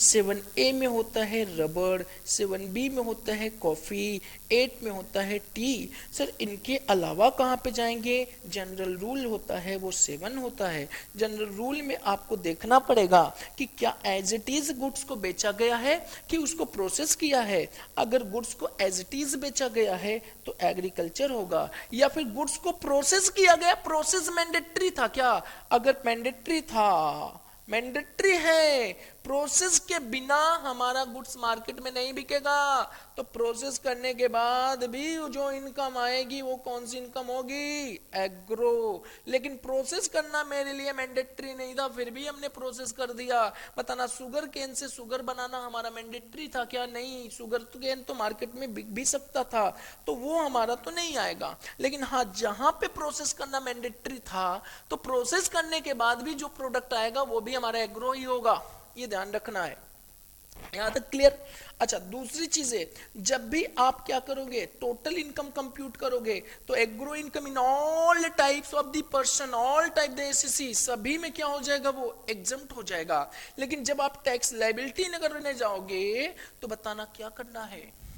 Tax liability में आपको इंडिविजुअल, एचयूएफ, एओपी, बीओआई और एजीपी को आइडेंटिफाई करना है। अगर ये मिल जाते हैं तो इन पे आप क्या अप्लाई करोगे, पार्शियल इंटीग्रेशन। अगर ये नहीं मिलते हैं तो क्या अप्लाई करना पड़ेगा आपको, बोलो बोलो क्या अप्लाई करेंगे, पार्शियल नहीं करना है, वो हमेशा एग्जम्प्ट ही रहेगा, कोई टैक्स लायबिलिटी या पार्शियल इंटीग्रेशन की बात नहीं आएगी। सुनो सुनो, नेक्स्ट आते हैं स्पेशल पॉइंट, छोटी छोटी मगर मोटी मोटी बातें। ओके सर, कंपनी है कोई, company carrying on agriculture operation, कोई भी कंपनी अगर एग्रीकल्चर ऑपरेशन को कैरी ऑन करता है तो income from agriculture operation would be treated as agriculture income in the hand of company and thus exempt under section 10(1). क्या कह रहा है कि अगर कोई कंपनी है, कोई कंपनी एग्रीकल्चरल ऑपरेशन कर रहा है, कोई भी कंपनी एग्रीकल्चरल ऑपरेशन कर रहा है, कोई भी कंपनी एग्रीकल्चरल ऑपरेशन कर रहा है, एग्रीकल्चरल ऑपरेशन कर रहा है और एग्रीकल्चर ऑपरेशन करते करते कंपनी को प्रॉफिट हो जाता है, तो वो प्रॉफिट सेक्शन 10 क्लॉज 1 में क्या हो जाएगा, एग्जम्प्ट हो जाएगा। नेक्स्ट बताना पॉइंट क्या कह रहा है, सुनो। इस कंपनी को जो इनकम होगा, बताओ सीएमए साहब, जो इनकम होगा कंपनी को, वो कंपनी जो एग्रीकल्चर प्रोसेस कर रहा है, तो कौन सा इनकम होगा, बोलो, एग्रीकल्चर इनकम होगा कि नहीं होगा? Yes sir. तो क्या वो एग्जम्प्ट होगा कि नहीं होगा? होगा सर। क्या पार्शियल इंटीग्रेशन आएगा क्या? आ सकता है। अच्छा अच्छा, पार्शियल इंटीग्रेशन कंपनी पर एप्लीकेबल है सुशील? सॉरी इस पे नहीं होगा सर, कंपनी पे नहीं होगा, इंडिविजुअल पॉइंट नंबर 2 क्या लिखा है, no integration is possible at the time of computing tax liability. क्यों आप बैल मुझे मार वाला काम कर रहे हो? घर में बैल नहीं है, कंपनी पर नहीं होगा, कंपनी पर नहीं होगा। क्यों पड़ोसी से बैल लेके आ रहे हो कि हाँ पड़ोसी बैल दे दो, मारना है, मेरे को अपने आप को मारना है, नालायक। बताना थर्ड पॉइंट क्या कह रहा है, ये इंपॉर्टेंट है, ये इंपॉर्टेंट है। कौन सा third point? Dividend paid by such company. सुनो, टैक्सेशन ऑफ डिविडेंड हुआ है, बोलो yes, हुआ sir. कि नहीं हुआ है? yes, टैक्सेशन ऑफ डिविडेंड हमने क्या कराया है, कोई भी डिविडेंड शेयर होल्डर को अगर रिसीव्ड होता है तो क्या हो जाएगा, फुल्ली टैक्सेबल हो जाएगा। और इस केस में भी किसी टैक्सेबल होगा से भी सर, हो क्योंकि जाए, किसी से भी हो, कंपनी चाहे एग्रीकल्चर प्रोसेस करे चाहे नॉन एग्रीकल्चर प्रोसेस करे। देखो क्या लिखा है, dividend paid by such company is treated as non agro income in the hand of क्या, शेयर होल्डर के हाथ में नॉन एग्रो माना जाएगा और fully taxable in the hand of क्या हो जाएगा, बोलो, share holders. Share holder. Yes sir. Next partnership firm की बात करते हैं। बताना, अगर कोई पार्टनरशिप फर्म है वो एग्रीकल्चर कैरिंग कर रहा है, एग्रीकल्चर बिजनेस ऑपरेशन कैरिंग कर रहा है, तो बताना उस पार्टनरशिप फर्म को जो भी इनकम होगा वो टैक्सेबल होगा कि एग्जम्प्ट हो जाएगा? एग्जम्प्ट हो जाएगा। बताना अगर कोई partnership firm agriculture operation carry out करता है तो उस पार्टनरशिप फर्म को जो इनकम हुआ है, तो बताना वो इनकम क्या होगा, टैक्सेबल होगा कि एग्जम्प्ट हो जाएगा? एग्जम्प्ट हो जाएगा। क्या इस पार्टनरशिप फर्म पे पार्शियल इंटीग्रेशन आएगा कि नहीं आएगा? नो सर, नहीं आएगा। क्यों नहीं आएगा? क्योंकि ये न तो इंडिविजुअल है, न तो एचयूएफ है, न तो एओपी है, न तो बीओआई है, तो ये है क्या, पार्टनरशिप फर्म है। समझ में आया? नेक्स्ट, तो यहाँ पे देखो नो इंटीग्रेशन इज पॉसिबल, लेकिन सुनो ध्यान से, whenever partnership firm distributes its income to partner then the tax treatment in the hand of partner shall be, ध्यान से देखो, अगर कोई पार्टनरशिप फर्म अपने पार्टनरों को क्या डिस्ट्रीब्यूट करता है, कोई इनकम, तो कैसे डिस्ट्रीब्यूट करता है? इंटरेस्ट ऑन कैपिटल के तौर पे देता है और रेम्युनरेशन के तौर पे देता है। तो बताना, इंटरेस्ट ऑन कैपिटल और रेम्युनरेशन के तौर पे अगर जो भी इनकम इसको मिलेगा, किसको? पार्टनर को मिलेगा। इंटरेस्ट ऑन कैपिटल या रेम्युनरेशन के तौर पे जो भी इंटरेस्ट मिलेगा, जो भी इनकम होगी, वो सारी की सारी इनकम 10(1) के अकॉर्डिंग क्या होगा? बोलो, एग्जम्प्ट हो जाएगा। सेक्शन 1 के अकॉर्डिंग क्या हो जाएगा? एग्जम्प्ट हो जाएगा। लेकिन अगर शेयर ऑफ प्रॉफिट मिलता है, शेयर ऑफ प्रॉफिट मिलता है पार्टनरशिप फर्म से पार्टनर को, तो बताना वो भी एग्जम्प्ट है, लेकिन 10(1) में नहीं होगा, वो कहां पे होगा? 10(2)(a) में हो जाएगा। समझ में आया कि नहीं आया? बोलो, ये चीजें ध्यान रखना है। अगर कोई भी पार्टनरशिप फर्म से पार्टनर को इंटरेस्ट ऑन कैपिटल मिलता है, या फिर इंटरेस्ट ऑन रेम्युनरेशन मिलता है, या फिर क्या मिलता है? शेयर ऑफ प्रॉफिट, तो पहले इंटरेस्ट और जो रेम्युनरेशन है ये दोनों एग्जाम तो हो जाएंगे, लेकिन सेक्शन 10(1) के अकॉर्डिंग होगा। लेकिन जो शेयर ऑफ प्रॉफिट है ना, वो भी हमारा एग्जाम है, सेक्शन 10(1) के अकॉर्डिंग नहीं है, वो हमारा किसके अकॉर्डिंग है? 10(2)(a) के अकॉर्डिंग हो जाएगा। यहां तक बताना चीजें समझ में आई कि नहीं आई? चलो ए भाई, चलो इधर आओ, इधर आओ, इधर इधर। सर एग्जाम में क्या है इसका? क्या क्वेश्चन एग्जाम में आते हैं कि नहीं आते? यस श्योर, सीएमए के एग्जाम में आना है पक्का सर। हाँ इधर आओ, ये देखो एक क्वेश्चन देखते हैं, एग्जाम का ही है बच्चा, एग्जाम का ही है।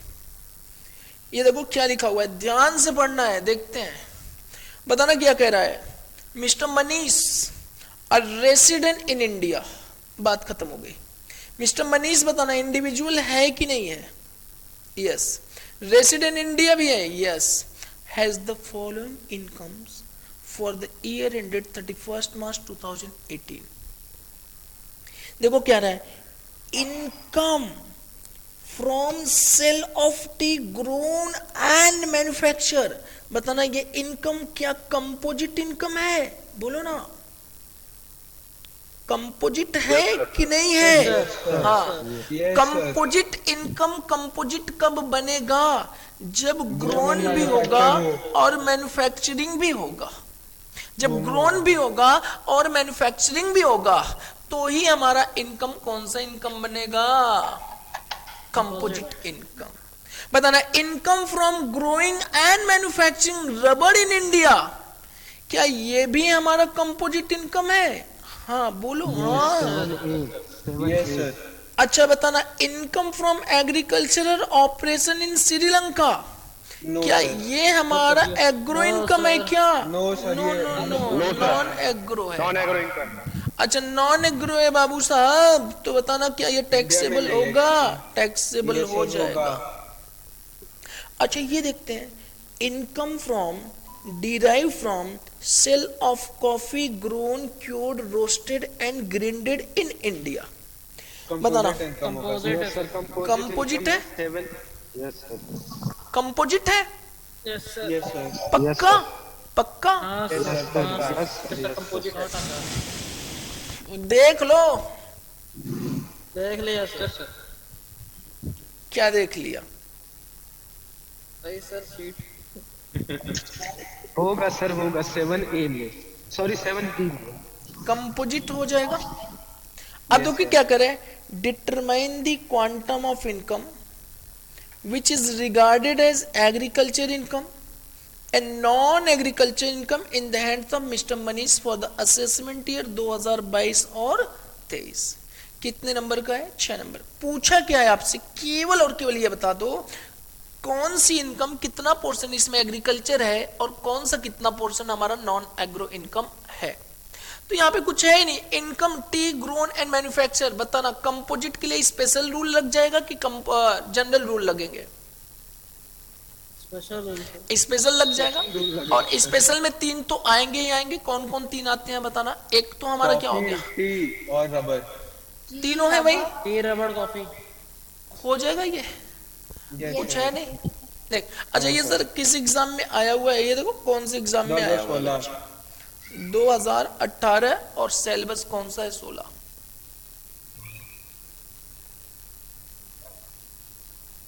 एक यहाँ पे देखो इसमें भी शायद दिया हो।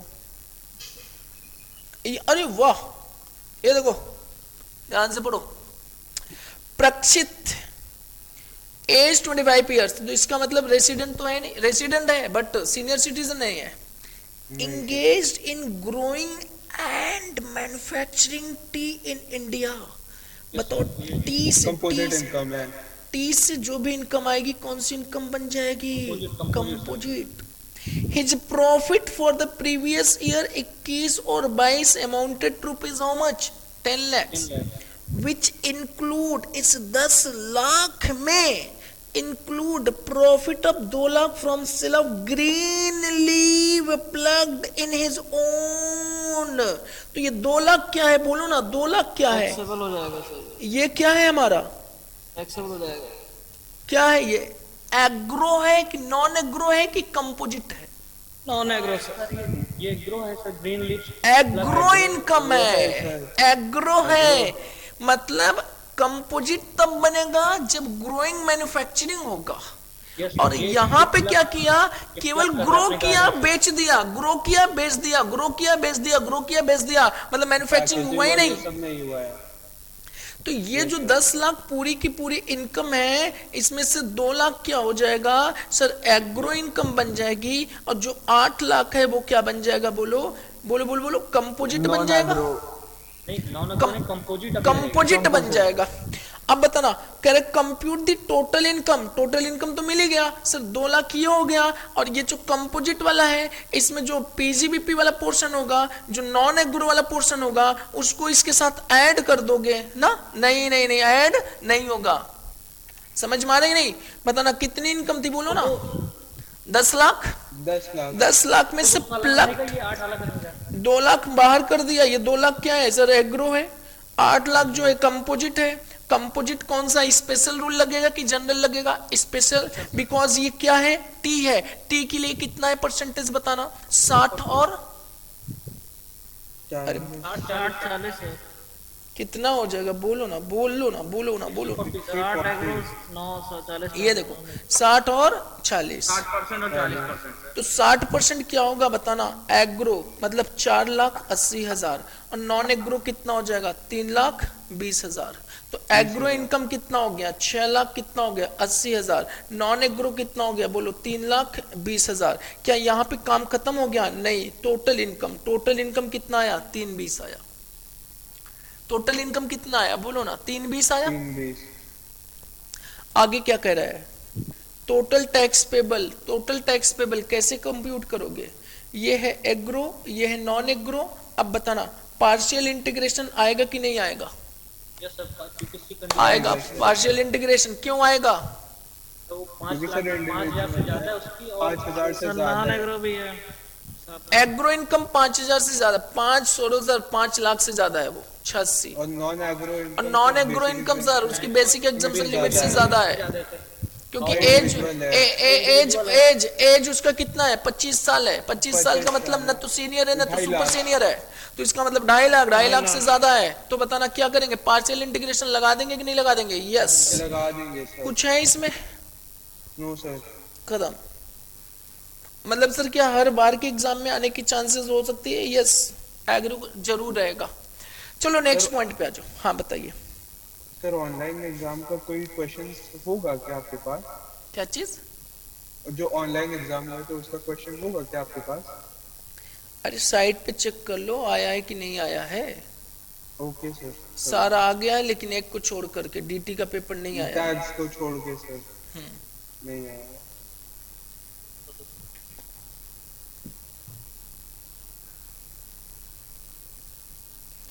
चलो आ जाओ नेक्स्ट टॉपिक आते हैं। कौन से टॉपिक पे? Set off and carry forward of losses. Yes sir. मतलब हम लोग ने कवर कर लिया, टैक्स लाइबिलिटी हो गया है, और हमारा क्या हो गया बताना? टैक्स लाइबिलिटी हो चुका है, एग्रो इनकम हो गया, टैक्सेशन ऑफ डिविडेंड हो गया। फटाफट इस सारे को कंसाइज कर लेते एक बार। बताना the main objective of the income tax, there are 2 things. The first is total income, second one क्या होना चाहिए? Tax liability. बताना। अगर टोटल इनकम की बात करें तो total income is divided into 5 head and then clubbing करना पड़ता है, देन सेट ऑफ करना पड़ता है, जीटीआई आ जाएगा minus deduction net total income. Net total income को कंप्यूटेशन ऑफ टैक्स लायबिलिटी करते समय दो पार्ट में डिवाइड करना है, एक स्पेशल और एक कौन सा हो जाएगा नॉर्मल। स्पेशल इनकम जो होता है वो इनकम बेसिस पे चार्ज होता है, जो नॉर्मल इनकम होता है वो आपका एसएससी बेसिस पे होता है। अगर इंडिविजुअल है तो सेपरेट दूसरा रेट, और अगर आपका फर्म एलएलपी एओपी कंपनी है तो सेपरेट रेट अप्लीकेबल होगा। लेकिन अगर स्पेशल इनकम है तो उसमें आपको एसएससी को चेक नहीं करना है, सभी का रेट सेम है, 20%, 15% और 10% हो जाएगा, और 30% भी आ जाएगा। LTCG 112 20%, LTCG 112A 10% after 1 lakh, and STCG under section 111A आपका कितना हो जाएगा 15% हो जाएगा, और casual income under section 115BB की बात करो तो 30% की रेट से हो जाएगा। बताना। इसके बाद अगर हम डिविडेंड की बात करें तो डिविडेंड हमारे दो तरह के एक्चुअल डिविडेंड और एक कौन सा होता है हमारा डीम डिविडेंड। अगर एक्चुअल डिविडेंड है चाहे इंडिया से मिले, इंडिया की कंपनी से मिले या फिर बाहर देश से मिले, तो वो सारा का सारा क्या हो जाएगा हमारा टैक्सेबल हो जाएगा। चाहे उस कंपनी से मिले जो एग्रीकल्चर प्रोसेस करता है तो भी टैक्सेबल हो जाएगा, चाहे नॉन एग्री प्रोसेस करता है तो भी टैक्सेबल हो जाएगा। नेक्स्ट बताना हमें, अगर आपको डिविडेंड मिल रहा है कहीं से भी मिल रहा है, वो सारा का सारा टैक्सेबल हो जाएगा इनकम फ्रॉम अदर सोर्सेज में, और वो इनकम जो बनेगी वो नॉर्मल इनकम बन जाएगा। लेकिन इस डिविडेंड का कमाल केवल कहां पे होता है, सरचार्ज में हो जाता है। और कहां पे हो जाता है, सरचार्ज में होगा। जब सरचार्ज कंप्यूट करते समय जाएंगे हम इंडिविजुअल एचयूएफ एओपी बीओआई का, तो सरचार्ज का रेट जो है हमारा 10%, 15, 25 और 37% है। तो इस केस में मैक्सिमम सरचार्ज का रेट कितना रहेगा, 15% ही लगेगा। 15 से ज्यादा डिविडेंड इनकम पे सरचार्ज का रेट एप्लीकेबल नहीं है, और long term capital gain 112A पे एप्लीकेबल नहीं है, और short term capital gain 1111A पे एप्लीकेबल नहीं है। नेक्स्ट आ जाओ, अगर मैं डीम डिविडेंड की बात करूं तो section 222A, 222B, 222C, 222D और 222E देखना है। E is the most important. E में आपको क्या देखना है कि एक एलिजिबल इक्विटी शेयर होल्डर होता है। एलिजिबल इक्विटी शेयर होल्डर वो हो जाएगा जिसने किसी कंपनी का 10% या उससे ज्यादा इक्विटी शेयर या वोटिंग राइट को लेकर रखा है। अगर ये बंदा उस कंपनी से कोई लोन लेता है तो लोन जो भी लेगा वो लोन की अमाउंट क्या बन जाएगा, डीम डिविडेंड बन जाएगा to the extent of accumulated profit excluding capital profit. Capital profit को छोड़कर के जो भी एक्यूमुलेटेड प्रॉफिट होगी वहां तक की जो भी लोन अमाउंट है वो आपका क्या हो जाएगा, टैक्सेबल हो जाएगा।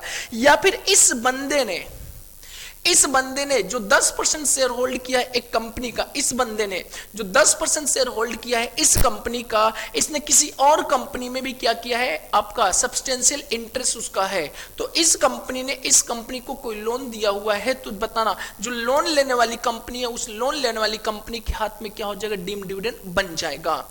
नेक्स्ट आ जाना, अगर इस इनएलिजिबल इक्विटी शेयर होल्डर जिसने एक कंपनी में 10% या उससे ज्यादा शेयर होल्ड करके रखा हुआ है, उसके बिहाफ पे कोई थर्ड पर्सन लोन ले रहा है, तो बताना इस बंदे के हाथ में वो क्या हो जाएगा, टैक्सेबल हो जाएगा।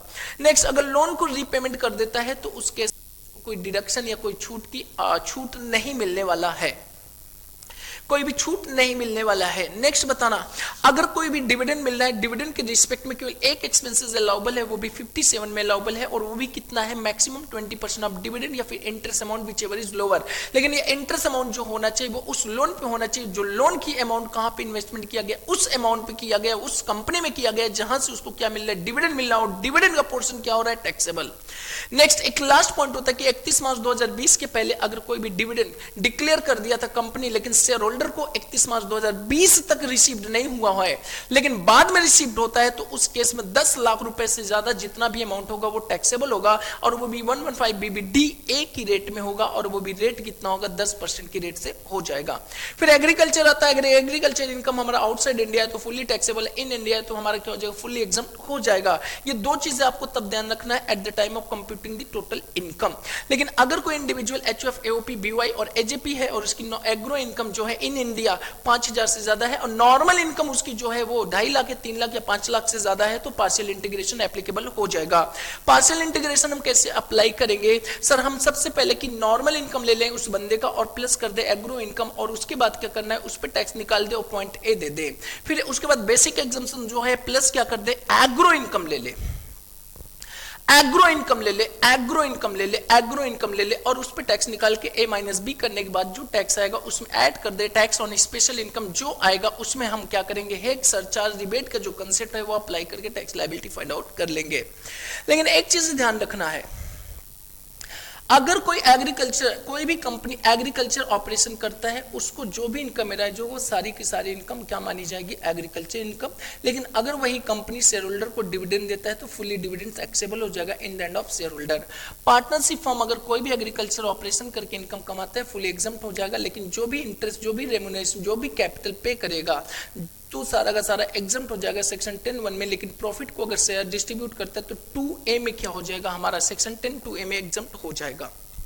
नेक्स्ट आता है कि कंपोजिट इनकम। हमारे एग्रो इनकम में कभी कभी कंपोजिट इनकम की बात होती है। कंपोजिट इनकम को हम क्या करते हैं, सेग्रीगेट करते हैं as per special rule, as per general rule. जो स्पेशल रूल किया जाएगा वो 7A 7B 8 में आएगा। 8 में हमारा टी आ जाएगा और 7B में कॉफी आ जाएगा। 7A में हमारा क्या आ जाएगा, रबड़ आ जाएगा। अगर टी है तो 60%, 40%, 60% एग्रो, नॉन एग्रो हो जाएगा। और अगर हमारा कॉफी है विदाउट रोस्टेड है तो उस केस में क्या हो जाएगा बताना, 70-30 हो जाएगा। और विथ रोस्टेड है तो क्या हो जाएगा, 65-35 हो जाएगा। सॉरी कितना हो जाएगा, 60-40। और अगर रबड़ है तो कितना हो जाएगा हमारा 65 और 35 हो जाएगा। और अगर मान के चलो इनके अलावा कोई और भी हमारा है कंपोजिट इनकम, उस केस में हम जनरल रूल नंबर 7 अप्लाई कर देंगे। एज इट इज अगर हमने एग्रो बेच दिया तो उससे जो भी इनकम आई है वो आपका क्या हो जाएगा, एग्रो इनकम हो जाएगा। और अगर हमने क्या किया, कन्वर्जन करके बेचा है तो फिर आपको देखना पड़ेगा कन्वर्जन करना मैंडेटरी था क्या। अगर कन्वर्जन करना मैंडेटरी था, उसको बेचने से, कन्वर्जन करने के बाद बेचने से प्रॉफिट होता है तो वो हमारा एग्रो माना जाएगा। लेकिन अगर कन्वर्जन हमारा मैंडेटरी नहीं था फिर भी हमने कन्वर्जन करा दिया है तो उस केस में कन्वर्ट करने के बाद जो हमने माल बेच दिया है उसको हम क्या करेंगे, सर उसकी जो भी सेलिंग प्राइस है उसमें से कॉस्ट ऑफ कन्वर्जन और माइनस कर देंगे fair market value of the converted agro produce. जो बचेगा वो आपका क्या बन जाएगा, नॉन एग्रो बन जाएगा। लेकिन साथ में एग्रो भी कंप्यूट करना पड़ेगा, fair market value of the converted agriculture produce minus cultivation cost, जो आएगा वो एग्रो इनकम बन जाएगा। यहां तक बताना सारी चीजें हो गया, बोलो। नेक्स्ट आते हम लोग कहां पे आते, बोलो। Yes sir. Yes sir. Set off and carry forward of losses पे आ जाते हैं। बहुत आसान। Set off and carry forward of losses कहां है, कौन से चैप्टर है, बोलो। चैप्टर 4 दिख रहा है कहीं चैप्टर 4? अरे ये तो 2 मिनट का है, तुच्छ है, क्यों? अरे बोलो ना। Yes sir. अच्छा, set off and carry forward 2 part में है। एक पार्ट हमारा कौन सा होता है, बोलो, सेट ऑफ होता है। दूसरा क्या होता है, कैरी फॉरवर्ड। एंड क्या होता है, बोलो, सेट ऑफ होता है। बताना। इसमें सबसे पहले हेड लिख लेते हैं। हेड होता है हमारे पास इनकम फ्रॉम, क्या होता है, बोलो, सैलरी होता है। इनकम फ्रॉम एचपी होता है। फिर क्या होता है बताना, पीजीबीपी होता है। पीजीबीपी 3 तरह के होते हैं बच्चा। एक होता है कौन सा, नॉर्मल होता है, एक स्पेकुलेशन होता है और एक स्पेसिफाइड होता है। अगर कैपिटल गेन की बात करें तो लॉन्ग टर्म और कौन सा होता है, शॉर्ट टर्म। अगर अदर सोर्सेज की बात करो तो 3 होते हैं। कौन कौन से होते हैं, owning and maintaining race horses होते हैं और अदर्स वाले, और कौन से होते हैं, कैजुअल वाले। कैजुअल तो अछूता है, इसको तो देखना ही नहीं, इससे जो भी इनकम, जो भी लॉस है उससे कोई मतलब ही नहीं, इनकम टैक्स में ही नहीं मतलब है, इसको केवल टैक्स लगाना है, बस बात खत्म हो गई। अब ये बताना, कोई भी सैलरी में आपकी लॉस नहीं हो सकता है, कोई भी सैलरी में लॉस नहीं हो सकता है। एचपी में लॉस हो सकता है, पीजीबीपी तीनों में लॉस हो सकता है, कैपिटल गेन में लॉस हो सकता है, अदर सोर्सेज में, ओनिंग में हो सकता है और अदर्स में हो सकता है। तो एक चीज ध्यान रखते चलना, एचपी की अगर लॉस है तो सबसे पहले किससे सेट ऑफ कराया जाएगा, एचपी से सेट ऑफ कराया जाएगा। And that process will be known as what, intra head set off. अगर आपका पीजीबीपी है और पीजीबीपी नॉर्मल है तो बताना सबसे पहले ये पीजीबीपी इनकम से सेट ऑफ हो जाएगा, इसको भी हम इंट्रा बोलते हैं। स्पेकुलेशन है तो स्पेकुलेशन से होगा, ये भी इंट्रा है। स्पेसिफाइड है तो स्पेसिफाइड से होगा, ये भी क्या है, हमारा इंट्रा है। अगर लॉन्ग टर्म कैपिटल गेन है तो लॉन्ग टर्म कैपिटल लॉस है तो लॉन्ग टर्म कैपिटल गेन से सेट ऑफ होगा, ये भी इंट्रा हेड है। और शॉर्ट टर्म है तो किससे होगा, लॉन्ग टर्म शॉर्ट टर्म दोनों से हो जाएगा, ये भी इंट्रा हेड है। बताना, अगर ओनिंग मेंटेनिंग है तो ओनिंग मेंटेनिंग से ही सेट ऑफ होगा, ये भी इंट्रा हेड है। और अदर सोर्सेज है तो अदर सोर्सेज की प्रॉफिट से हो सकता है, ये भी इंट्रा हेड है। अब आता है कि सर अगर हमारे पास किसी एक हेड को उसी हेड में सेट ऑफ करने के लिए कोई और सोर्सेज का इनकम नहीं है तो उस केस में हम दूसरे दूसरे हेड में जाएंगे और उससे सेट ऑफ कराएंगे। सबसे पहले अगर एचपी की लॉस आ रही तो एचपी की लॉस हमारा किससे सेट ऑफ कराया जाएगा, एचपी से ही कराया जाएगा, एचपी से ही कराया जाएगा। एचपी से नहीं हो पाएगा तब हम कहां पे जाएंगे, किसी के भी पास जा सकते हैं, किसी के भी पास जा सकते हैं, किसी भी पास जा सकते हैं, इंटर हेड से टॉप करा सकते हैं। एचपी को हम सैलरी से भी करा सकते हैं और एचपी को हम किससे करा सकते हैं, पीजीबीपी से भी कर सकते हैं, एचपी को हम कैपिटल गेन से भी कर सकते हैं, एचपी को अदर सोर्सेज से भी कर सकते हैं, एचपी को ओनिंग एंड मेंटेनिंग से भी सेट ऑफ कर सकते हैं। लेकिन मैक्सिमम कितने का कर सकते हैं, बोलो मैक्सिमम कितने कर सकते हैं, मैक्सिमम 2 लाख का सेटअप होगा इंटर हेड में। 2 लाख से ज्यादा आपका सेट ऑफ नहीं हो पाएगा, 2 लाख से ज्यादा आपका सेट ऑफ नहीं हो पाएगा, 2 लाख से ज्यादा आपका सेट ऑफ नहीं हो पाएगा। और अगर वो ड्यूरिंग द प्रीवियस ईयर 21-22 में सेट ऑफ नहीं हो पाता है तो हम एचबी को क्या कर देंगे, कैरी फॉरवर्ड कर ले जाएंगे। जब कैरी फॉरवर्ड करने जाएंगे तो बीच में एक चीज आएगी कि सर रिटर्न फाइल करना मैंडेटरी है क्या, ना जी ना, रिटर्न फाइल करना मैंडेटरी नहीं है। अगर मैंडेटरी नहीं तो क्या हम कैरी फॉरवर्ड कर सकते हैं, यस कैरी फॉरवर्ड कर सकते हैं, कैरी फॉरवर्ड कर सकते हैं। साथ में सर क्या रिटर्न को बिलेटेड फाइल, क्या सर यहाँ पे बिलेटेड रिटर्न की बात ही नहीं है, आप रिटर्न फाइल नहीं करते तो भी आप इसको क्या कर सकते हैं, कैरी फॉरवर्ड कर सकते हैं। नेक्स्ट ये बताना, जब कैरी फॉरवर्ड होगा तो सर कितने साल तक होगा, ये अगले 8 सालों तक कैरी फॉरवर्ड किया जाएगा। अगले 8 सालों तक सर जब हम कैरी फॉरवर्ड करेंगे तो हम किस हेड से सेट ऑफ कराएंगे, केवल और केवल किस हेड से सेट ऑफ कराएंगे, एचपी से कराएंगे। ये पहला हेड हमारा कंप्लीट होता है। एचपी की अगर बात करूं तो एचपी में अगर कोई लॉसेस है तो एचपी की लॉस को हम एचपी से सेट ऑफ कराएंगे। That process will be known as what, intra head set off. और एचपी की लॉसेस एचपी के लिए अवेलेबल नहीं है, एचपी की प्रॉफिट एचपी की लॉसेस के लिए अवेलेबल नहीं है, तो एचपी की लॉसेस को हम इंटर हेड में करा सकते हैं। किससे सर, सैलरी से करा सकते हैं, पीजीबीपी से करा सकते हैं, और उसके नीचे कैपिटल गेन से करा सकते हैं, उसके नीचे अदर सोर्सेज से करा सकते हैं, ओनिंग मेंटेनिंग से करा सकते हैं। कैजुअल अछूता है उसके तरफ नहीं देखना है। अगर वो इस साल में इंटर हेड भी नहीं हो पाता है तो हम 8 साल तक क्या कर सकते हैं, कैरी फॉरवर्ड कर सकते हैं। सर कैरी फॉरवर्ड करने के लिए क्या रिटर्न ड्यू डेट पे फाइल करना मैंडेटरी है, नहीं जी नहीं, ड्यू डेट पे रिटर्न फाइल करना मैंडेटरी नहीं है। नेक्स्ट आ जाओ, हम आते हैं पीजीबीपी। पीजीबीपी नॉर्मल की पहले हम स्पेसिफाइड की बात करेंगे और स्पेकुलेशन की। अगर स्पेकुलेशन बिजनेस की लॉस है तो वो केवल और केवल किससे सेट ऑफ किया जाएगा, बताना, स्पेकुलेशन बिजनेस से ही सेट ऑफ हो पाएगा, स्पेकुलेशन बिजनेस से ही सेट ऑफ हो जाएगा। और अगर during the year speculation business से सेट ऑफ नहीं हो पाया तो ये किसी और हेड से सेट ऑफ नहीं होगा, और इसको हम क्या कर सकते हैं, कैरी फॉरवर्ड कर सकते हैं। कैरी फॉरवर्ड कर सकते हैं तो मैक्सिमम कितने साल के लिए कर सकते हैं, 4 साल के लिए कर सकते हैं। और 4 साल के लिए जब कैरी फॉरवर्ड करेंगे, 4 साल के लिए कर सकते हैं, मैक्सिमम 4 साल के लिए कर सकते हैं। और 4 साल तक जब कैरी फॉरवर्ड करके ले जाएंगे तो केवल और केवल सेट ऑफ हम किससे करा सकते हैं, केवल स्पेकुलेशन बिजनेस इनकम से ही करा सकते हैं। नेक्स्ट आता है हमारा स्पेसिफाइड बिजनेस। अगर स्पेसिफाइड बिजनेस से 21-22 में कोई लॉस आया, 21-22 में कोई लॉस आया तो स्पेसिफाइड बिजनेस से ही करा पाएंगे। नहीं हो पाया तो inter head is not possible, फिर इसको हम कैरी फॉरवर्ड करेंगे अनलिमिटेड पीरियड के लिए। और अनलिमिटेड पीरियड के लिए सेट ऑफ करके हम जब सेट ऑफ करने जाएंगे अगले साल या अनलिमिटेड पीरियड में करने जाएंगे तो वहां पे हम सेट ऑफ केवल और केवल किससे कराएंगे, केवल और केवल स्पेसिफाइड बिजनेस इनकम से कराएंगे।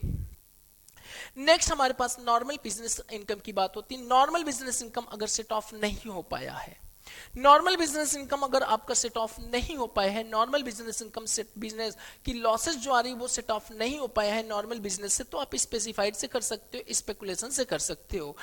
इंट्रा हेड नहीं हो पाया, पाया तो इंटर हेड कर सकते। इंटर हेड हम सैलरी से नहीं कर सकते हैं, सैलरी से सेट ऑफ नहीं हो सकता क्योंकि एक बंदा हमारा जो बिजनेस करता है वो सैलरी नहीं कमा पाएगा, तो जिसकी वजह से हम पीजीबीपी की लॉसेस जो नॉर्मल बिजनेस की लॉस है कभी भी वाली इनकम से सेट ऑफ नहीं कर सकते। लेकिन हाजिर क्या हम एचपी की इनकम से कर सकते हैं, बिल्कुल कर सकते हैं। क्या कैपिटल गेन से कर सकते हैं, यस। क्या maintaining owning maintaining race horses से कर सकते हैं, बिल्कुल कर सकते हैं। क्या अदर सोर्सेज वाले से भी कर सकते हैं, लेकिन कैजुअल इनकम अछूता है उससे तो कर ही नहीं सकते हैं। सर नेक्स्ट बताना, अगर हम नहीं कर पाते हैं, किसको नहीं कर पाते हैं, नॉर्मल बिजनेस लॉस को सेट ऑफ नहीं कर पाते हैं 21-22 में, तो हम कैरी फॉरवर्ड कर सकते हैं मैक्सिमम कितने साल के लिए, 8 साल के लिए। लेकिन 8 साल के लिए जब कैरी फॉरवर्ड हम करने जाएंगे तो हमें during the current previous year में रिटर्न फाइल करना मैंडेटरी है, वो भी ड्यू डेट पे रिटर्न फाइल करना मैंडेटरी है।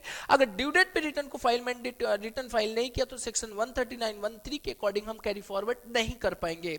और 139(3) के अकॉर्डिंग जब कैरी फॉरवर्ड नहीं होगा तो अगले साल फिर सेट ऑफ होने के चांसेस भी नहीं बनेंगे। लिए। इसी तरह अगर स्पेकुलेशन बिजनेस की लॉसेस है तो उसको भी कैरी फॉरवर्ड करते समय अपने रिटर्न को ड्यू डेट पे क्या करना पड़ेगा, फाइल करना मैंडेटरी हो जाएगा। और अगर स्पेसिफाइड बिजनेस की लॉसेस है उसको भी कैरी फॉरवर्ड करने के लिए रिटर्न को ड्यू डेट पे फाइल करना मैंडेटरी हो जाएगा। नेक्स्ट आता है sir capital loss. Capital loss दो होते हैं, एक लॉन्ग टर्म होते हैं, एक शॉर्ट। अगर लॉन्ग टर्म कैपिटल लॉस है तो केवल और केवल लॉन्ग टर्म कैपिटल गेन से सेट ऑफ होगा, और अगर इस साल सेट ऑफ नहीं हो पाया तो कैरी फॉरवर्ड हो जाएगा अगले कितने सालों के लिए, 8 सालों के लिए। अगले 8 सालों के लिए आप फॉरवर्ड कर सकते हो, अगले 8 सालों के लिए कैरी फॉरवर्ड, लेकिन कैरी फॉरवर्ड करते समय आपको ध्यान रखना है कि रिटर्न ड्यू डेट पे फाइल करना मैंडेटरी हो जाएगा। लेकिन जब अगले साल हम जाएंगे, अगले साल जब हम कैरी फॉरवर्ड करके सेट ऑफ कराने जाएंगे तो हम लॉन्ग टर्म कैपिटल गेन से ही सेट ऑफ करा पाएंगे। नेक्स्ट आता है शॉर्ट टर्म कैपिटल लॉस की बात करें। अगर शॉर्ट टर्म कैपिटल लॉस है और वो शॉर्ट टर्म कैपिटल लॉस को हम लॉन्ग टर्म कैपिटल गेन से भी सेट ऑफ कर सकते हैं और शॉर्ट टर्म कैपिटल गेन से भी कर सकते हैं। अगर मैं 21-22 में सेट ऑफ नहीं कर पाया तो ये शॉर्ट टर्म कैपिटल लॉस हमारा कैरी फॉरवर्ड हो जाएगा, और ये कैरी फॉरवर्ड कितने साल के लिए होगा, वापस से 8 साल के लिए हो जाएगा। लेकिन जब 8 साल के लिए हम कैरी फॉरवर्ड करने जाएंगे तो क्या रिटर्न फाइल करना हमारे लिए मैंडेटरी है कि नहीं है? क्या रिटर्न फाइल करना हमारे लिए मैंडेटरी है कि नहीं है? यस, रिटर्न फाइल करना मैंडेटरी हो जाएगा।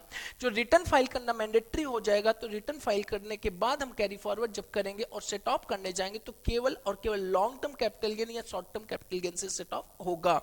नेक्स्ट हमारे पास आता है point next sir other sources. Other sources में पहला आपका आता है loss from owning and maintaining of resources. अगर ये लॉसेज है 21-22 में तो केवल इसी वाली इनकम से करा सकते हैं। अगर सेट ऑफ नहीं हो पाया तो इसको हम कैरी फॉरवर्ड कर देंगे, और कैरी फॉरवर्ड मैक्सिमम कितने साल के लिए करेंगे, 4 साल के लिए। और 4 साल में जब सेट ऑफ करने जाएंगे तो केवल income owning maintaining race horses की ही होनी चाहिए। लेकिन सर अगर इस लॉसेस को हम कैरी फॉरवर्ड करने जा रहे हैं तो क्या रिटर्न फाइल करना मैंडेटरी है? यस, मैंडेटरी नहीं है, ड्यू डेट पे भी रिटर्न फाइल करना मैंडेटरी हो जाएगा बच्चा, ड्यू डेट पे रिटर्न फाइल करना मैंडेटरी है। नेक्स्ट आता है लास्ट में हमारा कि सर जो अदर सोर्स बचता है, कैजुअल को छोड़कर के जो अदर सोर्स की लॉसेस है, क्या उसको हम सेट ऑफ करा सकते हैं? यस, किसी भी हेड से आप ड्यूरिंग करा सकते हैं। लेकिन अगर लॉस सेटअप नहीं हो पाए तो आप कभी भी कैरी फॉरवर्ड नहीं कर पाएंगे, नहीं कर पाएंगे, नहीं कर पाएंगे, नहीं कर पाएंगे, नहीं कर पाएंगे। ये अदर सोर्सेस की लॉसेस कभी भी आपका कैरी फॉरवर्ड नहीं हो पाएगा। यहां तक समझ में आया कि नहीं आया? बोलो बोलो बोलो बोलो। आया सर। आ गया? क्यों पुनीत? तब पुनीत नहीं, पुनीत होगा नहीं। अमन अमन है सर, अमन है। अमन तुम्हें हो ना? हाँ सर, मैं हूँ भैया। क्यों ममता जी? अमन हाँ सर आया है। आ गया? Yes sir. चलो, क्यों यस सर, अमित? आ गए। अमित आ गया? सॉरी, यहाँ तक बताना, सारी चीजें हो गया। नेक्स्ट अनएब्सॉर्ब्ड डेप्रिसिएशन की बात कर ले। अगर रुक जा रहा है आपका, क्या हुआ सर रुक नहीं, मतलब बहुत ज्यादा हैंग हो रहा है, जैसे लग रहा है फोन हैंग हो रहा है, ऐसे लग रहा है। लैगिंग हो रहा है बहुत ज्यादा। कोई बात कभी सर एकदम ठीक चल रहा है, कभी कभी बीच में ऐसा लग रहा है कि पॉज हो गया है।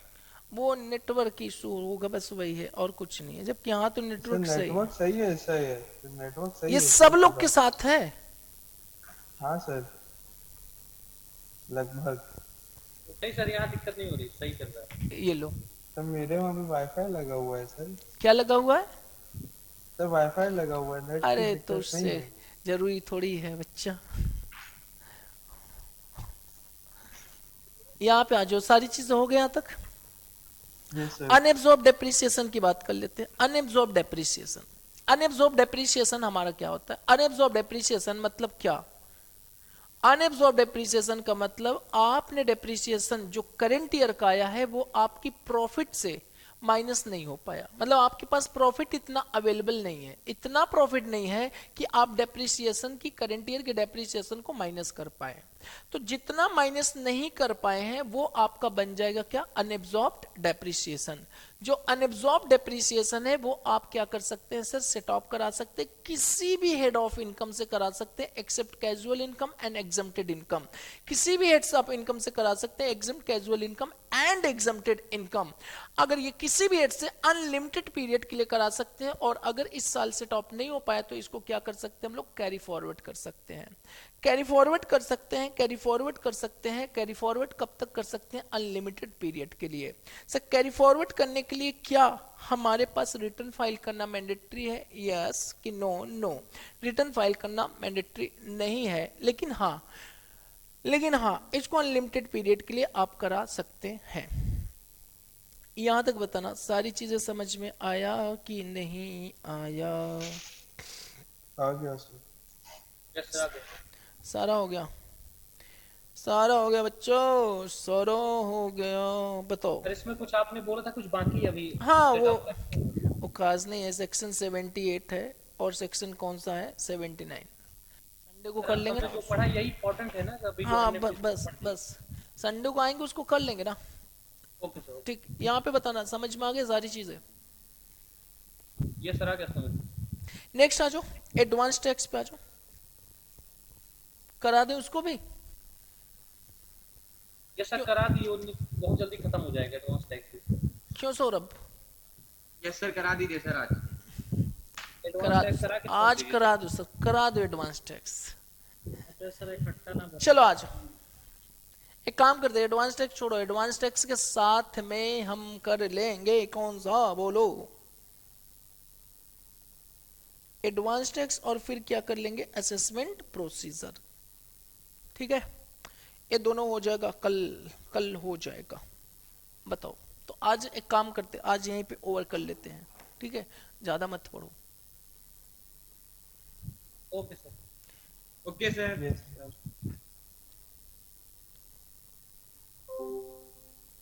Thank you sir.